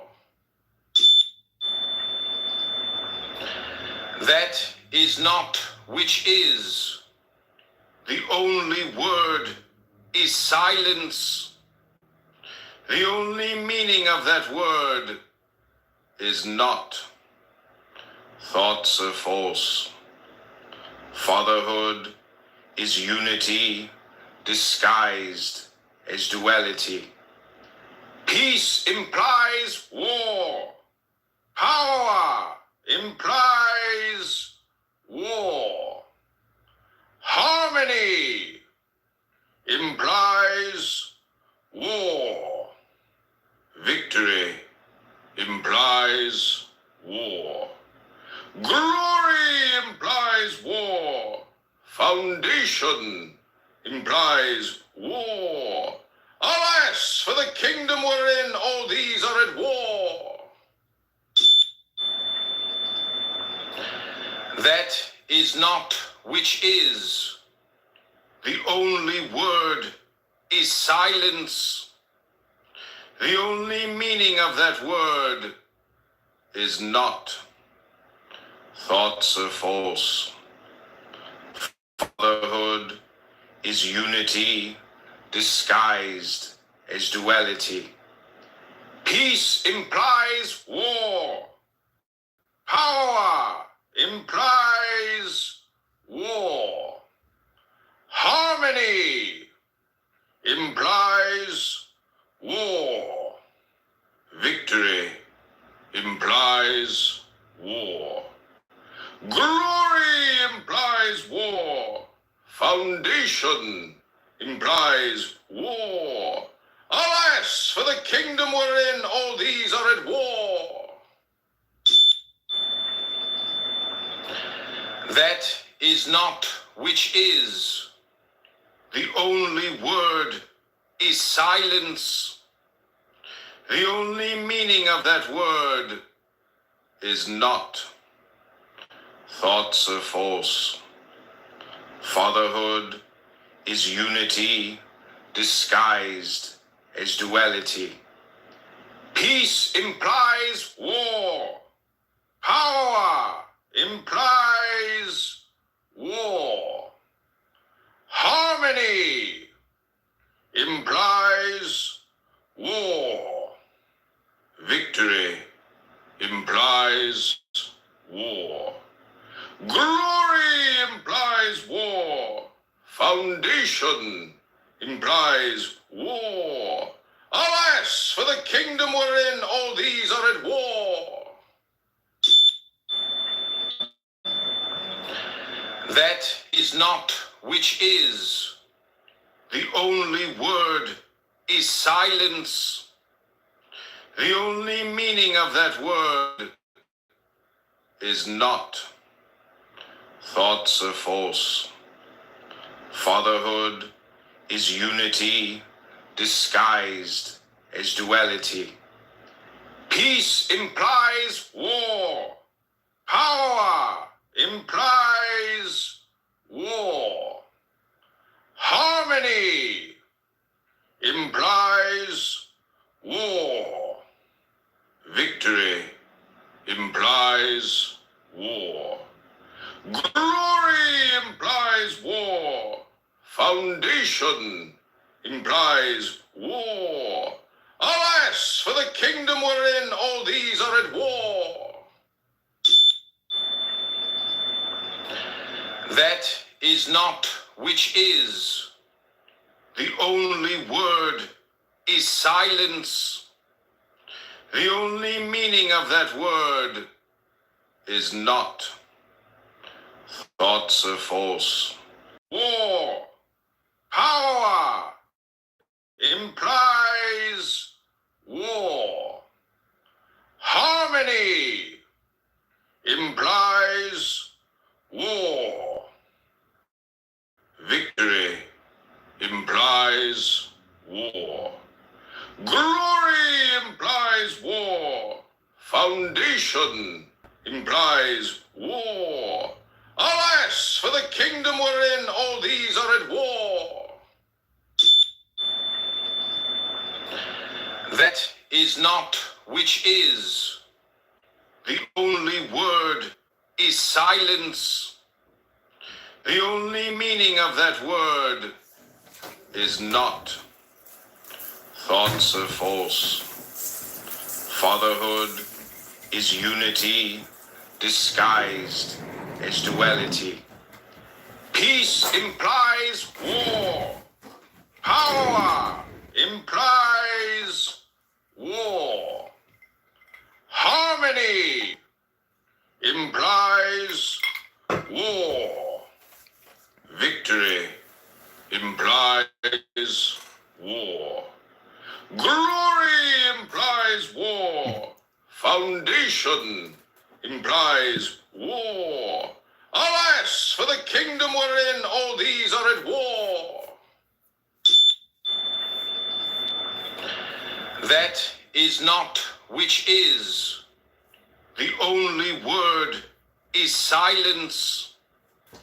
The only meaning of that word is not. Thoughts are false. Fatherhood is unity disguised as duality. Peace implies war. Power implies war. Harmony implies war. Victory implies war. Glory implies.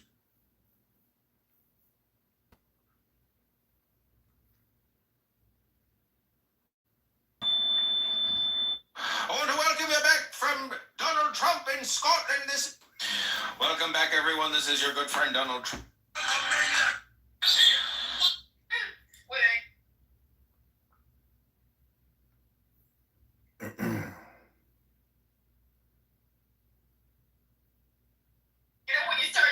How much was it? How much was it? They gave it to me. So you're not gonna Teach us your secret, master.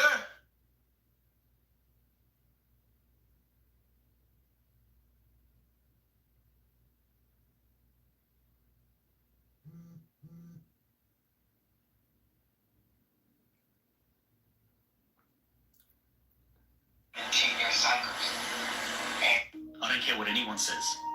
Good people get top.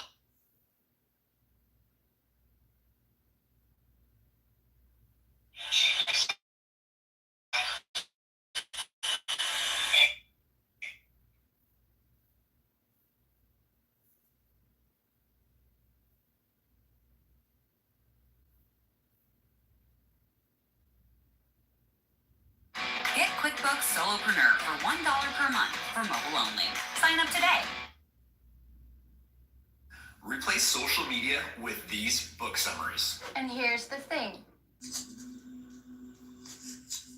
The golden sayings of Epictetus. Are these the only works of providence in us? Would words suffice to praise or set them forth? Had we but understanding, should we ever cease hymning and blessing the divine power, both openly and in secret, and telling of his gracious gifts? Whether din or plowing or eating, should we not sing the hymn to God? Great is God, for that he hath given instruments to till the ground withal. Great is God, for that he hath given us hands, and the power of swallowing and digesting, of unconsciously growing and breathing while we sleep. Thus should we ever have sung, yea, and this, the grandest and divinest hymn of all. Great is God, for that he hath given us a mind to apprehend these things and duly to use them. What then? Seeing that most of you are blinded, should there not be some one to fill this place and sing the hymn to God on behalf of all men? What else can I, that am old and lame, do but sing to God? Were I a nightingale, I should do after the manner of a nightingale. Were I a swan, I should do after the manner of a swan. But now, since I am a reasonable being, I must sing to God. That is my work, I do it, nor will I desert this my post, as long as it is granted me to hold it. And upon you, too, I call to join in this self-same hymn. How then do men act, as though one should be so captivated thereby as to take up his abode there? Friend, thou hast forgotten thine intention. This was not thy destination, but only lay on the way thither. Nay, but it is a proper place, and how many more of the sort there be, only to pass through upon thy way. Thy purpose was to return to thy country, to relieve the kin. As for thee, thyself to discharge the duties of a citizen, to marry a wife, to beget offspring, and to fill the appointed round of office, thou didst not come to choose out what places are most pleasant, but rather to return to that wherein thou wast born and where thou wert appointed to be a citizen. Try to enjoy the great festival of life with other men. But I have one whom I must please, to whom I must be subject, whom I must obey, God, and those who come next to him. He hath entrusted me with myself, he hath made my will subject to myself alone, and given me rules for the right use thereof. Him to Rufus, so surely did he lay his finger on the very deeds we did.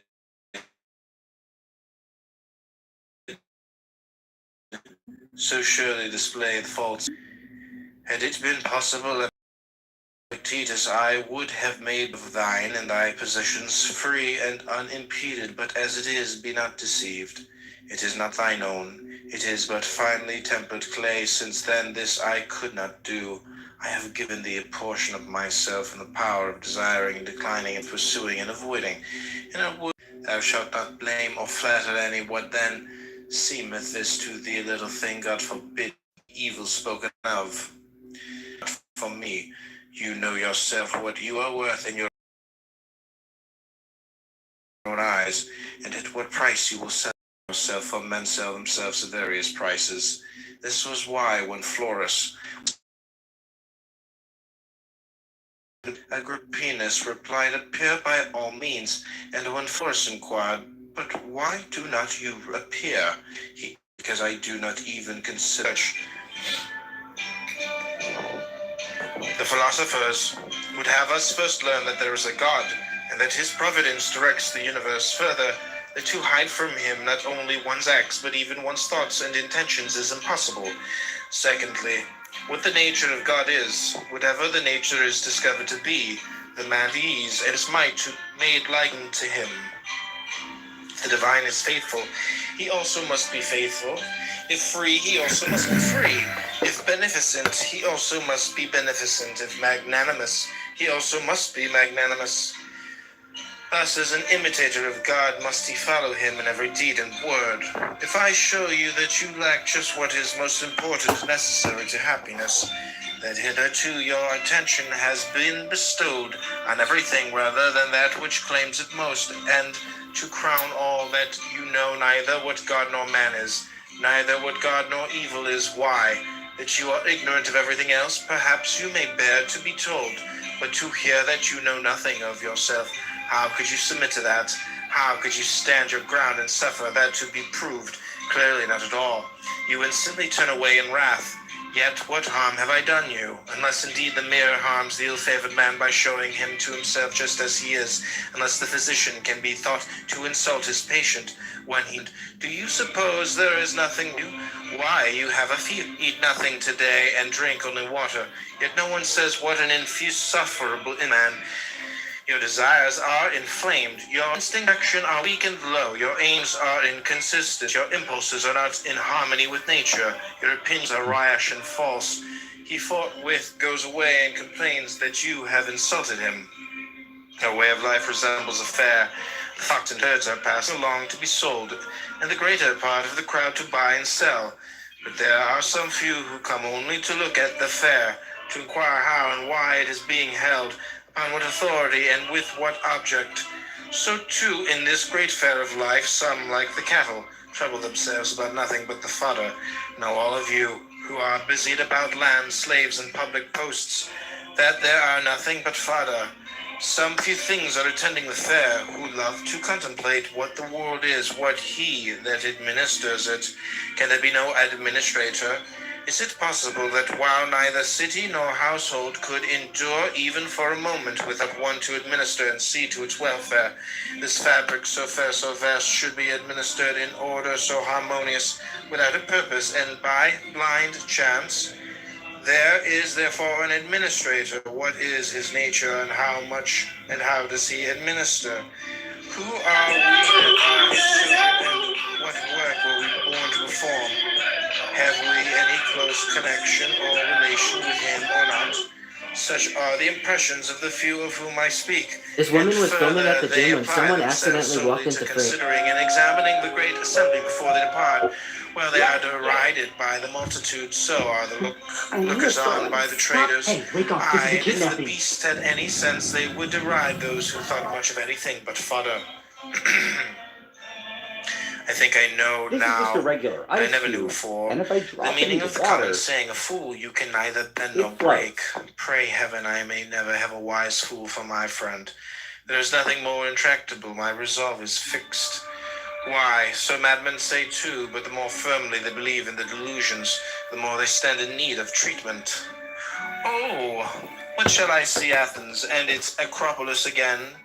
Miserable man, art thou not contented with the daily sights and meet thine eyes? Canst thou behold aught greater or nobler than the sun, moon, and stars? Than the outspread earth and sea? If indeed thou apprehendest him who administers the universe, if thou bearest him about within thee, canst thou still hanker after mere fragments of stone and a fine rock?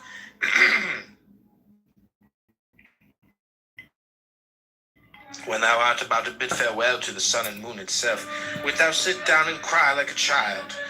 Why, what didst thou hear? What didst thou learn? Why didst thou write thyself down a philosopher when thou mightest have written what was the fact, namely, I have made one or two compendiums. I have read some works of Chrysippus, and I have not even touched the hem of philosophy's robe. Friend, lay hold with a desperate grasp ere it is too late on freedom, on tranquility, on greatness of soul. Lift up thy thread, lift up thy head, as one escaped from slavery. Dare to look up to God and say, deal with me henceforth as thou wilt. Thou and I are one of one mind. I am thine, I refuse nothing that seemeth good to thee. Lead on whither thou wilt, clothe me in what garb thou pleasest. Wilt thou have me a ruler or a subject, at home or in exile, poor or rich? All these things will I justify unto men for thee. I will show the true nature of each. Who would Hercules have been had he loitered at home? No Hercules, but Eurystheus. And in his wanderings through the world, how many friends and comrades did he find, but nothing dearer to him than God?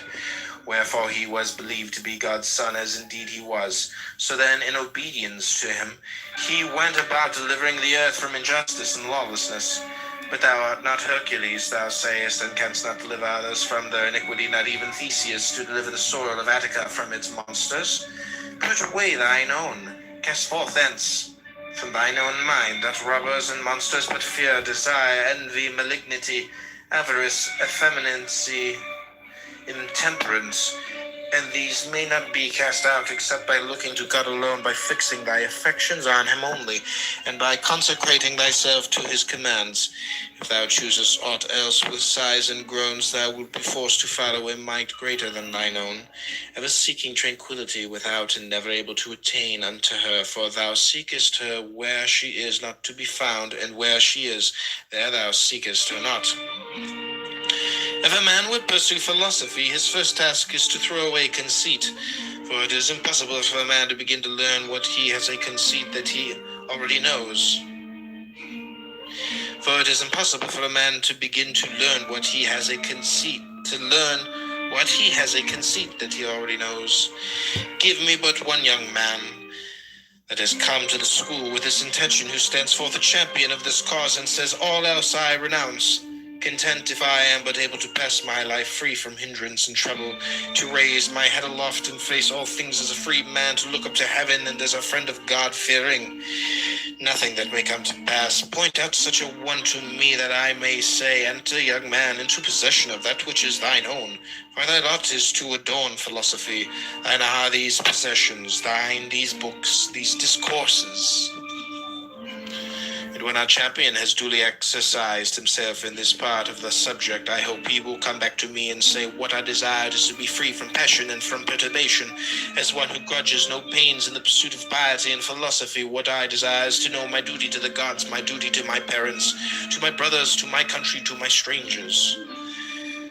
Enter then on the second part of the subject. It is thine also, but I have already mastered the second part, only I wish to stand firm and unshaken, as firm when asleep as when awake, as firm when elated as with wine, as in despondency and dejection. Friend, you are verily a god, you cherish great designs. The question at stake, said Epictetus, is no common one.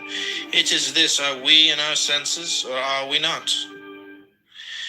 If you have given way to anger, be sure that over and above the evil involved therein, you have strengthened the habit and added fuel to the fire. If overcome by a temptation of the flesh, do not reckon it a single defeat, but that you have also strengthened your dissolute habits. Habits and faculties are necessarily affected by the corresponding acts. Those that were not there before spring up, the rest gain in strength and extent. This is the account which philosophers give of the origin of diseases of the mind. Suppose you have once lusted after money. If reason sufficient to produce a sense of the evil be applied, then the lust is checked, and the mind at once regains its original authority. Whereas if you have recourse to no remedy, you can no longer look for this return.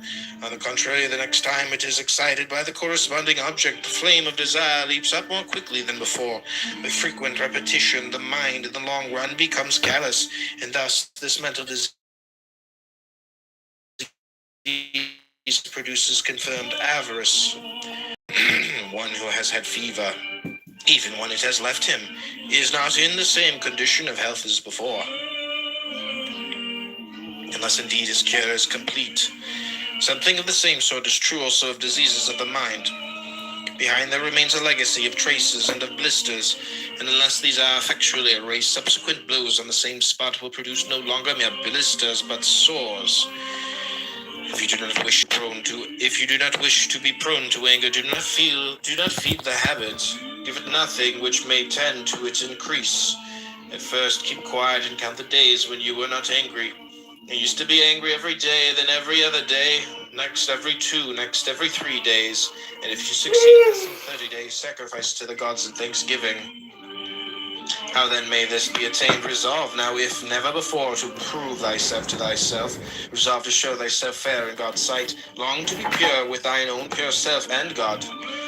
That is the true athlete that trains himself to resist such outward impressions as these. Stay, wretched man, suffer not thyself to be carried away. Great is the combat, divine the task. You are fighting for kingship, for liberty, for happiness, for tranquility. Remember God, call upon him to aid thee, like a comrade that stands beside thee in the fight. Who then is a Stoic, in the sense that we call that a statue of Phidias, which is modeled after that master's art? Show me a man in this sense modeled after the doctrines that are ever upon his lips. Show me a man that is sick and happy in danger, and happy on his deathbed, and happy in exile, and happy in evil report, and happy. Show me him, I ask again, so help me heaven, I long to see one Stoic. Nay, if you cannot show me one fully modeled, let me at least see one in whom the process is at work, one whose bent is in that direction. Do me that favor, grudge it not to an old man to behold a sight that he has never yet beheld. Think you I wish to see the Zeus or Athena of Phidias, bedecked with gold and ivory? Nay, show me one of you a human soul, desiring to be of one mind with God, no more to lay blame on him or man, to suffer nothing, to disappoint nothing, to cross him, to yield neither to anger, envy, nor jealousy. In a word, why disguise the matter? One that from a man would fain become a god, one that while still imprisoned in this dead body makes fellowship with God his aim. Show me him. Ah, you cannot. Then why mock yourselves and delude others? Why stalk we about, tricked out in other men's attire, thieves and robbers that you are of names and things to which you can show no title?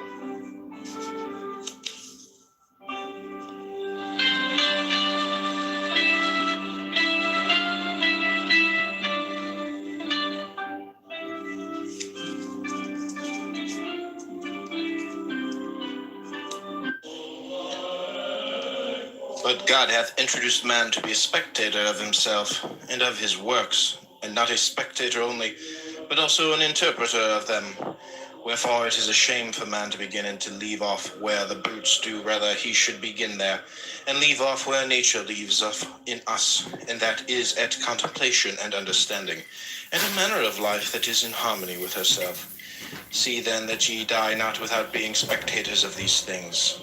You journey to Olympia to see the work of Phidias, and each of you holds it a misfortune not to have beheld these things before you die.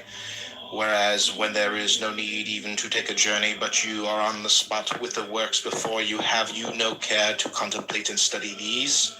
Will you not then perceive either who you are or unto what end you were born, or for what purpose the power of contemplation has bestowed upon you? But in life there are some things disagreeable and hard to bear. And are there none at Olympia? Have you not scorched by the heat? Are you not cramped for room? Have you not to bathe with discomfort? Are you not drenched when it rains? Have you not to endure the clamor and shouting and such annoyances as these? Well, I suppose you set all this over against the splendor of the spectacle and bear it patiently. What then? Have you not received powers wherewith to endure all that comes to pass? Have you not received greatness of heart, received courage, received fortitude? What care I if I am great of heart, for aught that can come to pass? What shall cast me down or disturb me? Instead of moaning and wailing over what comes to pass. If what philosophers say of the kinship of God and men be true, what remains for men to do but as Socrates did? Never, when asked one's country, to answer, I am an Athenian or a Corinthian, but I am a citizen of the world. He that hath grasped the administration of the world, who hath learned that this community, which consists of God and men, is the foremost and mightiest and most comprehensive of all, that from God have descended the germs of life, not to my father only and father's father, but to all things that are born and grow upon the earth, and in an especial manner to those endowed with reason, for those only are by their nature fitted to hold communion with God, being by means of reason conjoined with him. Why should not such an one call himself a citizen of the world? Why not a son of God? Why should he fear aught that comes to pass among men? Shall kinship with Caesar or any other of the great at Rome be enough to hedge men around with safety and consideration, without a thought of apprehension, while to have God for our Maker, and Father the kinsmen, shall not this set us free from sorrows and fears? I do not think that an old fellow like me need have been sitting here to try and prevent your entertaining abject notions of yourselves, and talking of yourselves in an abject and ignoble way, but to prevent there being by chance among you any such young men as, after recognizing their kindred to the gods, and their bondage in these chains of the body and its manifold necessities, should desire to cast them off as burdens too grievous to be borne, and depart to their true kindred. This is the struggle in which your master and teacher, were he worthy of the name, should be engaged. You would come to me and say, Epictetus, we can no longer endure being chained to this wretched body, giving it food and drink and rest and purification, aye, and for its sakes forced to be subservient to this man and that. Are not these things indifferent and nothing to us? Is it not true that death is no evil? Are we not in a manner kinsmen of the gods, and have we not come from them? Let us depart thither whence we came. Let us be freed from these chains that confine and press us down. Here are thieves and robbers and tribunals, and they that are called tyrants, who deem that they have after a fashion power over us, because of the miserable body and what pertains to it. Let us show them that they have power over none.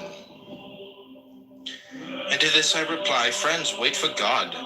When he gives the signal and releases you from this service, then depart to him. But for the present endure to dwell in the place wherein he hath assigned you your post.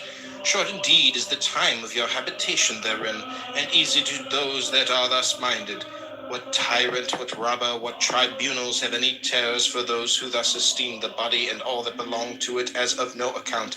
Stay, depart not rashly hence.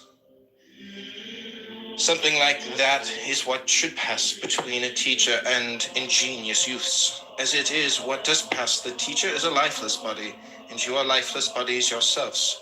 When you have had enough to eat today, you sit down and weep about tomorrow's food. Slave!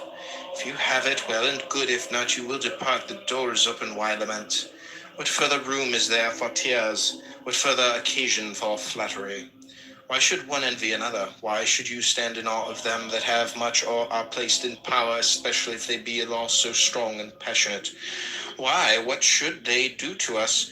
What they can do we will not regard. What does concern us that they cannot do? Who then shall still rule one that is thus minded? Seeing this then, and noting well the faculties which you have, you should say, send now, O God, any trial that thou wilt. Although I have means and powers given me by thee to acquit myself with honor through whatever comes to pass. No, but there you sit trembling for fear certain things should come to pass, and moaning and groaning and lamenting over what does come to pass, and then you upbraid the gods. Such meanness of spirit can have but one result, in piety. Yet God has not only given us these faculties by means of which we may bear everything that comes to pass without being crushed or depressed thereby, but like a good king and father, he has given us this without let or hindrance, placed wholly at our own disposition without reserving to himself any power of impediment or restraint. Though possessing all these things free and all your own, you do not use them. You do not perceive what is you have received, nor whence it comes, but sit moaning and groaning, some of you blind to the giver, making no acknowledgement to your benefactor, others basely giving themselves to complaints and accusations against God. Yet what faculties and powers you possess for attaining courage and greatness of heart, I can easily show you. What you have for upbraiding and accusation, it is for you to show me. How did Socrates bear himself in this regard? How else then as became one who was fully assured that he was the kinsman of the gods? If God has made that part of his own nature which he served, severed from himself and gave to us, liable to be hindered or constrained either by himself or any other, he would not have been God, nor would he have been taking care of us as he ought. If you choose, you are free. If you choose, you need blame no man, accuse no man. All things will be at once according to your mind and according to the mind of God. Petrification is of two sorts. There is petrification of the understanding, and also the sense of shame. This happens when a man obstinately refuses to acknowledge plain truths and persists in maintaining what is self-contradictory. Most of us dread mortification of the body and would spare no pains to escape anything of that kind. But of mortification of the soul we are utterly heedless. With regard, indeed, to the soul, if a man is in such a state as to be incapable of following or understanding anything, I grant you we do think him in a bad way. But mortification of the sense of shame and modesty, we go so far as to doubt strength of mind.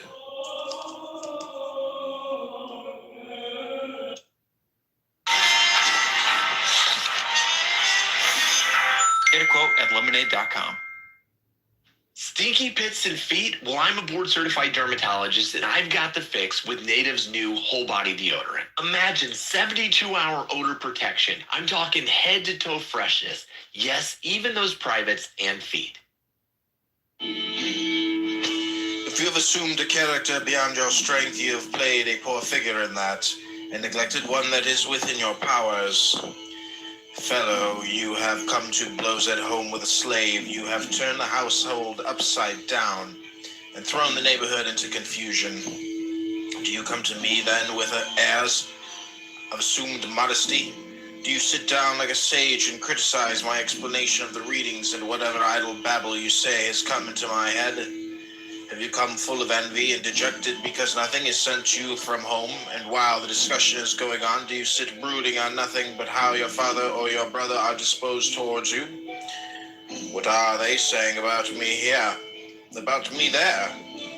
At this moment they imagine I am making progress and saying he will return perfectly omniscient. I wish I could become omniscient before I return, but that would be very troublesome. No one sends me anything. The baths at Nicopolis are dirty. Things are wretched at home and wretched here. Then they say nobody is any the better for the school. Who comes to the school with a sincere wish to learn, to submit his principles to a correction and himself to treatment? Who, to gain a sense of his wants? Why, then be surprised if you carry home from the school exactly what you bring into it. Epictetus, I have often come desiring to hear you speak, and you have never given me any answer. Now, if possible, I entreat you, say something to me.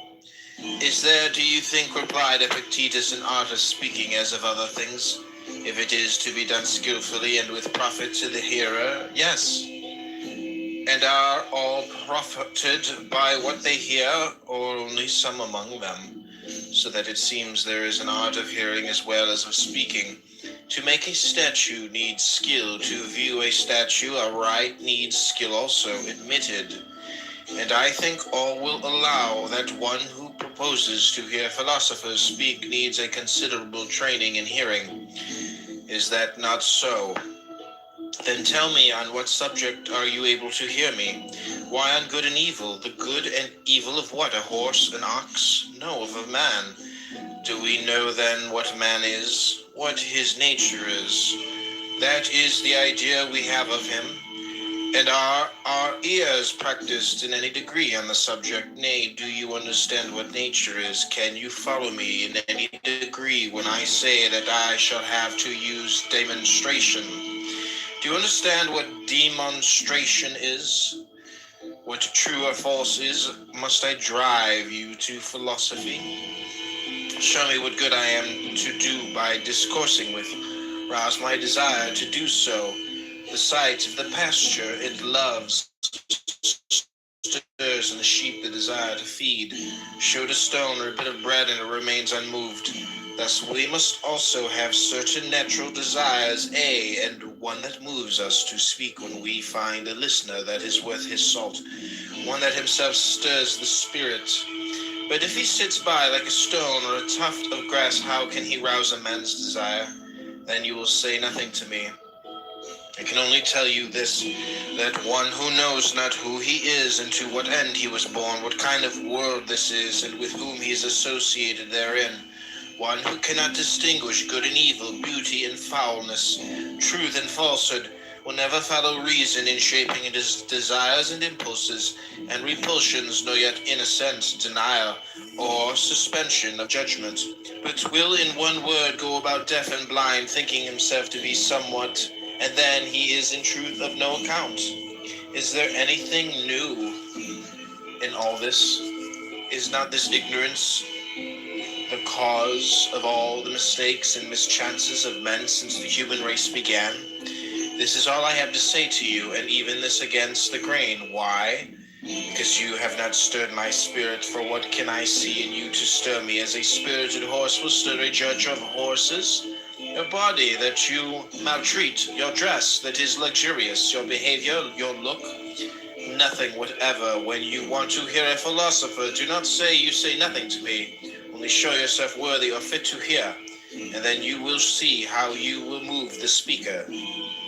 And now, when you see brothers apparently good friends and living in accord, do not immediately pronounce anything upon their friendship, though they should affirm it with an oath, though they should declare for us to live apart is a thing impossible.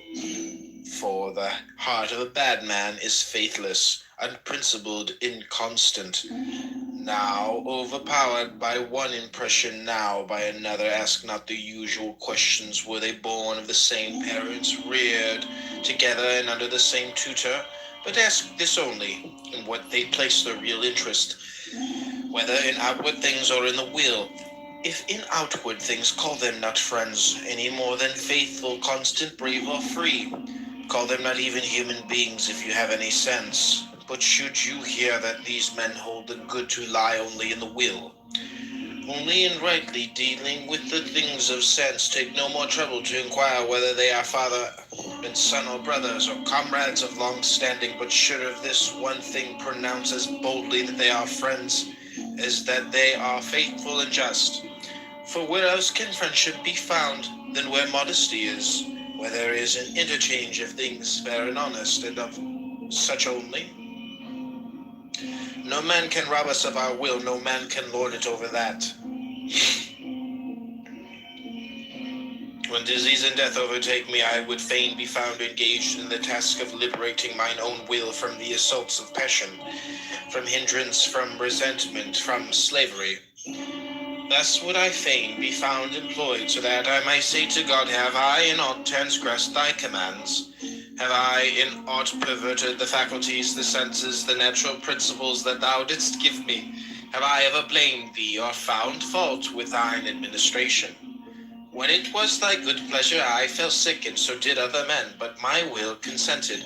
Because it was thy pleasure, I became poor, but my heart rejoiced. No power in the state was mine, because thou wouldst not such power I never desired. Hast thou ever seen me of more doleful countenance? On that account have I not ever drawn nigh unto thee with cheerful look, waiting upon thy commands, attentive to thy signals. Wilt thou that I now depart from the great assembly of men? I go, I give thee all thanks that thou hast deemed me worthy to take part with thee in this assembly, to behold thy works, to comprehend this thine administration. Such I were the subject of my thought, my pen, my study, when death overtakes me.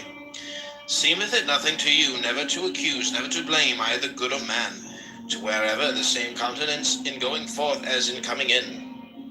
This was the secret of Socrates, yet he never said that he knew or taught anything. Who amongst you makes this his aim?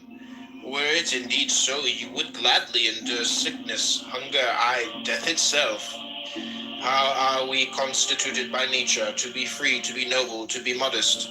For what other living thing is capable of blushing or of feeling the impression of shame, and to subordinate pleasure to the ends for which nature designed us, as a handmaid and a minister, in order to call forth our activity, in order to keep us constant to the path prescribed by nature?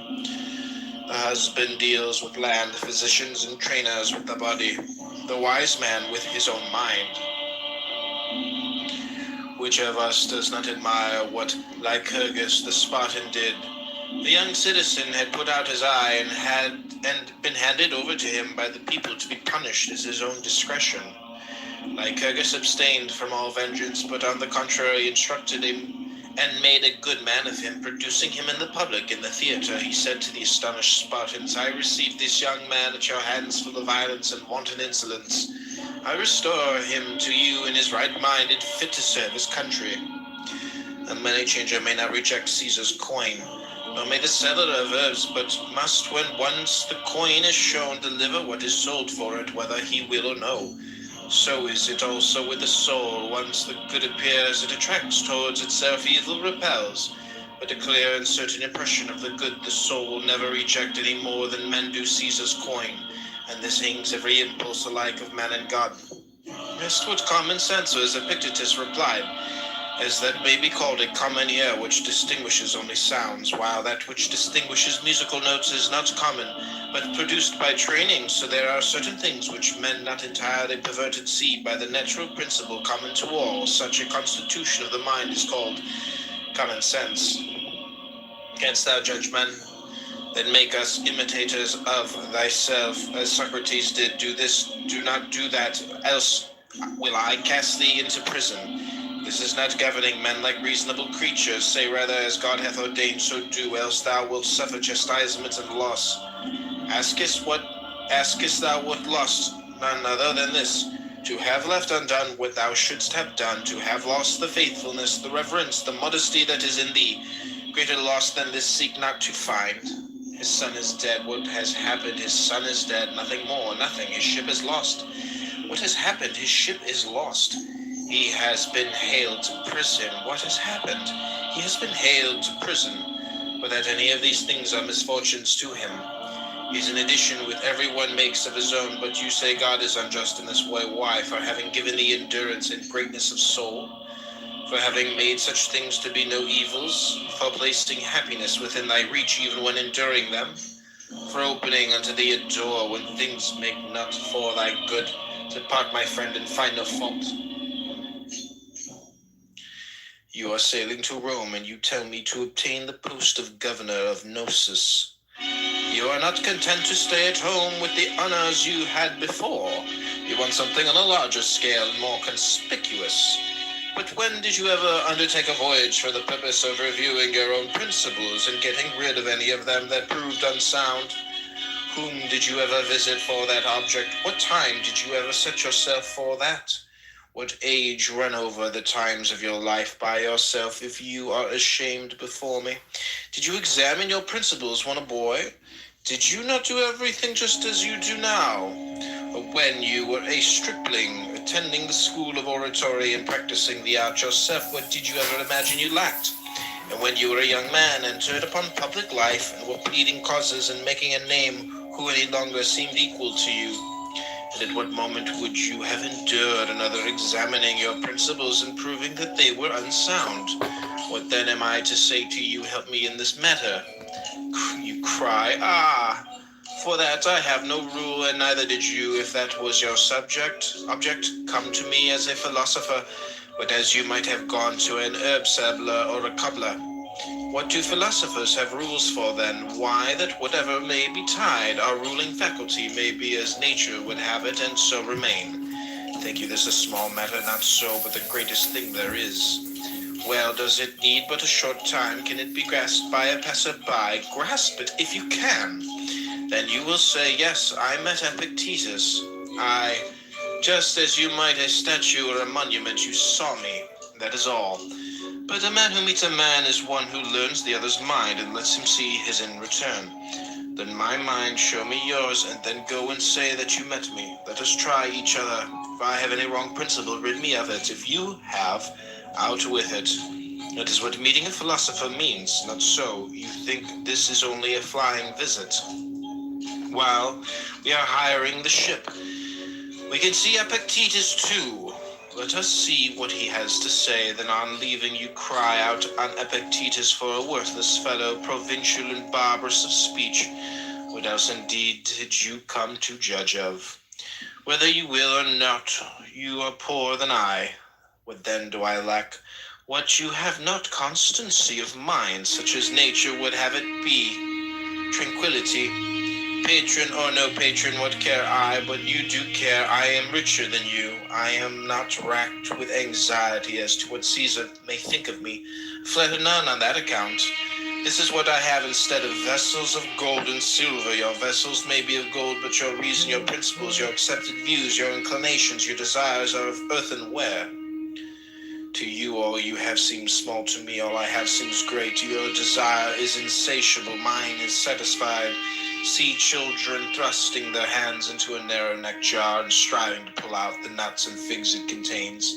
They fill the land, they cannot pull it out again, and then they fall to tears, let go a few of them. And then you can draw out the rest, you too, let your desire go. Covet not many things, and you will obtain. Pittacus, wronged by one whom he had it in his power to punish, let him go free, saying, forgiveness is better than revenge. The one shows native gentleness, the other savagery. My brother ought not to have treated me thus, true, but he must see to that. However he may treat me, I must deal rightly by him. This is what lies with me, what none can hinder. Nevertheless, a man should also be prepared to be sufficient unto himself, to dwell with himself alone, even as God dwells with himself alone, shares his repose with none, and considers the nature of his own administration, intent upon such thoughts as are meet unto himself. So should we also be able to converse with ourselves, to need none else beside, to sigh for no distraction, to bend our thoughts upon the divine administration, and how we stand related to all us, to observe how human accidents touched us of old, and how they touch us now, what things they are that still have power to hurt us, and how they may be cured or removed, to perfect what needs perfecting, as reason would direct. If a man has frequent intercourse with others, either in the way of conversation, entertainment, or simple familiarity, he must either become like them or change them to his own fashion. A live coal placed next to a dead one will either kindle that or be quenched by it. Such being the risk, it is well to be cautious in admitting intimacies of this sort, remembering that one cannot rub shoulders with a soot-stained man without sharing the soot oneself. What will you do, supposing the talk turns on gladiators, or horses, or prize fighters, or what is worse, on persons, condemning this and that, approving the others? Or suppose a man sneers, or jeers, or shows a malignant temper. Has any among us the skill of the lute player, who knows at the first touch which strings are out of tune and sets the instrument right? Has any of you such a power as Socrates had in all his intercourse with men, of winning them over to his own convictions? Nay, but you must needs be swayed hither and thither by the uninstructed. How comes it then that they prove so much stronger than you? Because they speak from the fullness of the heart.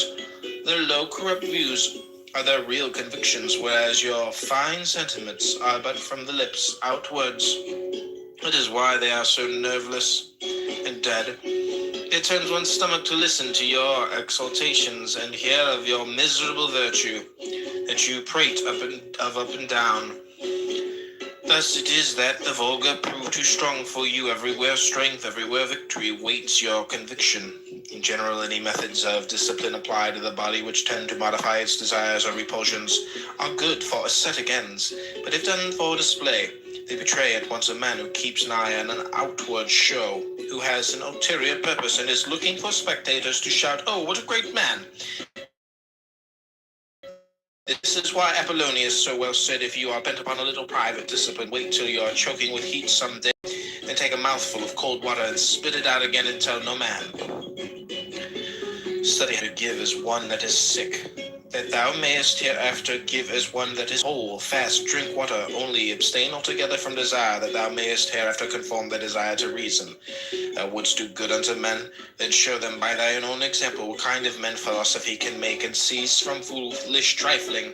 Eating to them that eat with thee, drinking to them that drink with thee, yield unto all, give way, and bear with them.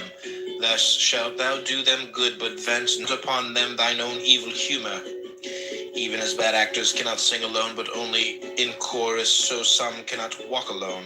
Man, if thou art aught, strive to walk alone, and hold converse with thyself, instead of skulking in the chorus. At length think, look around thee, bestir thyself, that thou mayest know thou art. You would fain be victor at the Olympic Games, you say. Yes, but weigh the conditions, weigh the consequences, then, and then only lay to your hand. If it be for your profit, you must live by rules, submit to diet, abstain from dainty meats, exercise your body perforce at stated hours. In heat or in cold, drink no cold water, nor it may be wine. In a word, you must surrender yourself wholly to your trainer, as though to a physician. Then in the hour of contest, You will have to delve the ground. It may chance dislocate an arm, sprain an ankle, gulp down abundance of yellow sand. Be scourged with the whip, and with all this sometimes lose the victory. Count the cost, and then, if your desire still holds, try the wrestler's life. Else let me tell you that you will be behaving like a pack of children, playing now at wrestlers, now at gladiators, presently falling to trumpeting and anon to stage playing. And the fancy takes them for what they have seen. And you are even the same, wrestler, gladiator, philosopher, orator, all by turns, and none of them with your whole soul. Like an ape, you mimic what you see, to one thing constant, never. The thing that is familiar charms no more. This is because you never undertook aught with due consideration, nor after strictly testing and viewing it from every side. No, your choice was thoughtless. The glow of your desire had waxed cold. Friend, bethink you first what it is that you would do, and then what your own nature is able to bear. Would you be a wrestler?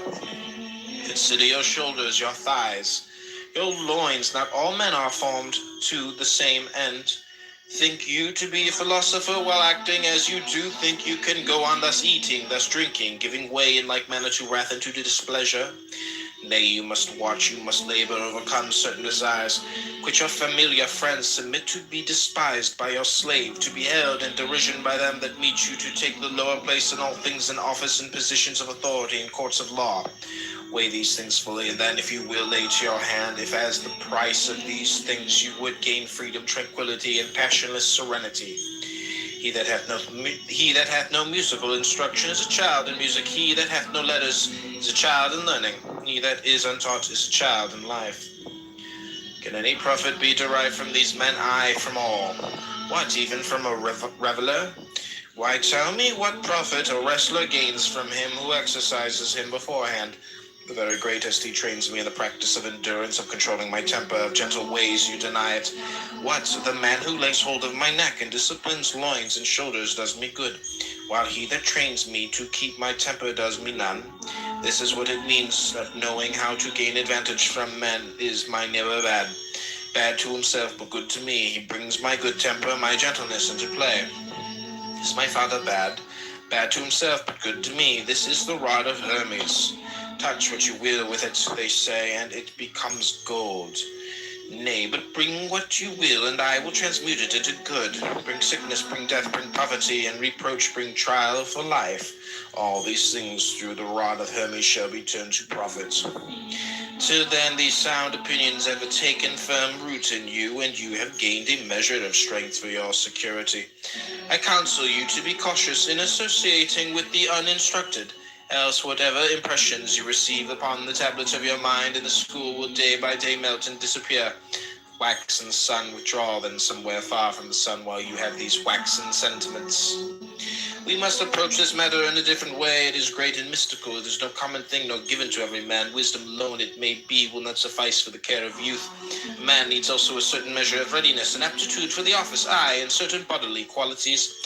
And above all, to be counseled of God himself to undertake this post, even as he counseled Socrates to fill the post of one who confutes error, signing to Diogenes the royal office of high reproof, and to Zeno that of positive instruction. Whereas you would fain set up for a physician provided with nothing but drugs, where and how they should be applied you neither know nor care. If what charms you is nothing but abstract principles, sit down and turn them over quietly in your mind, but never dub yourself a philosopher, nor suffer others to call you so. Rather say, he is in error, for my desires, my impulses are unaltered. I give in my adhesion to what I did before, nor has my mode of dealing with the things of sense undergone any change.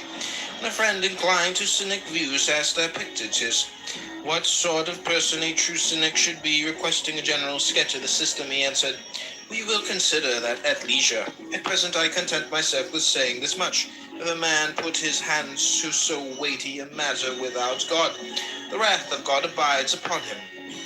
That which he covets, but bring upon him public shame, and even on finding himself in a well-ordered house, does a man step forward and say to himself, I must be master here? Else the lord of that house takes notice of it, and seeing him insolently giving orders, drags him forth and chastises him. So it is also in this great city, the world. Here also is there a lord of the house who orders all things. Thou art the sun. In thine orbit thou hast power to make the year and the seasons, to bid the fruits and the earth grow and increase, the winds arise and fall. Thou canst in due measure cherish with thy warmth the frames of men. Go make thy circuit, and thus minister unto all, from the greatest to the least. Thou canst lead a host against Troy, be Agamemnon. Thou canst meet Hector in single combat, be Achilles. But had Thersites stepped forward and claimed the chief command, he had been met with a refusal, or obtained it only to his own shame and confusion of face before a cloud of witnesses. Others may fence themselves with walls and houses. When they do such deeds as these and wrap themselves in darkness, they have many a device to hide themselves. Another may shut his door and station one before his chamber to say, if any comes, he has gone forth, he is not at leisure.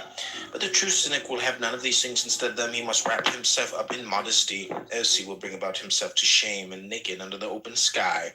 That is his house, that is his door, that is the slave that guards his chamber, that is his darkness. Death? Let it come when it will, but whether it smite but a part or the whole, fly, you tell me, fly. But whither shall I fly? Can any man cast me beyond the limits of the world? It may not be, and whithersoever I go, there shall I still find sun, moon, and stars. There shall I find dreams and omens and converse with the gods.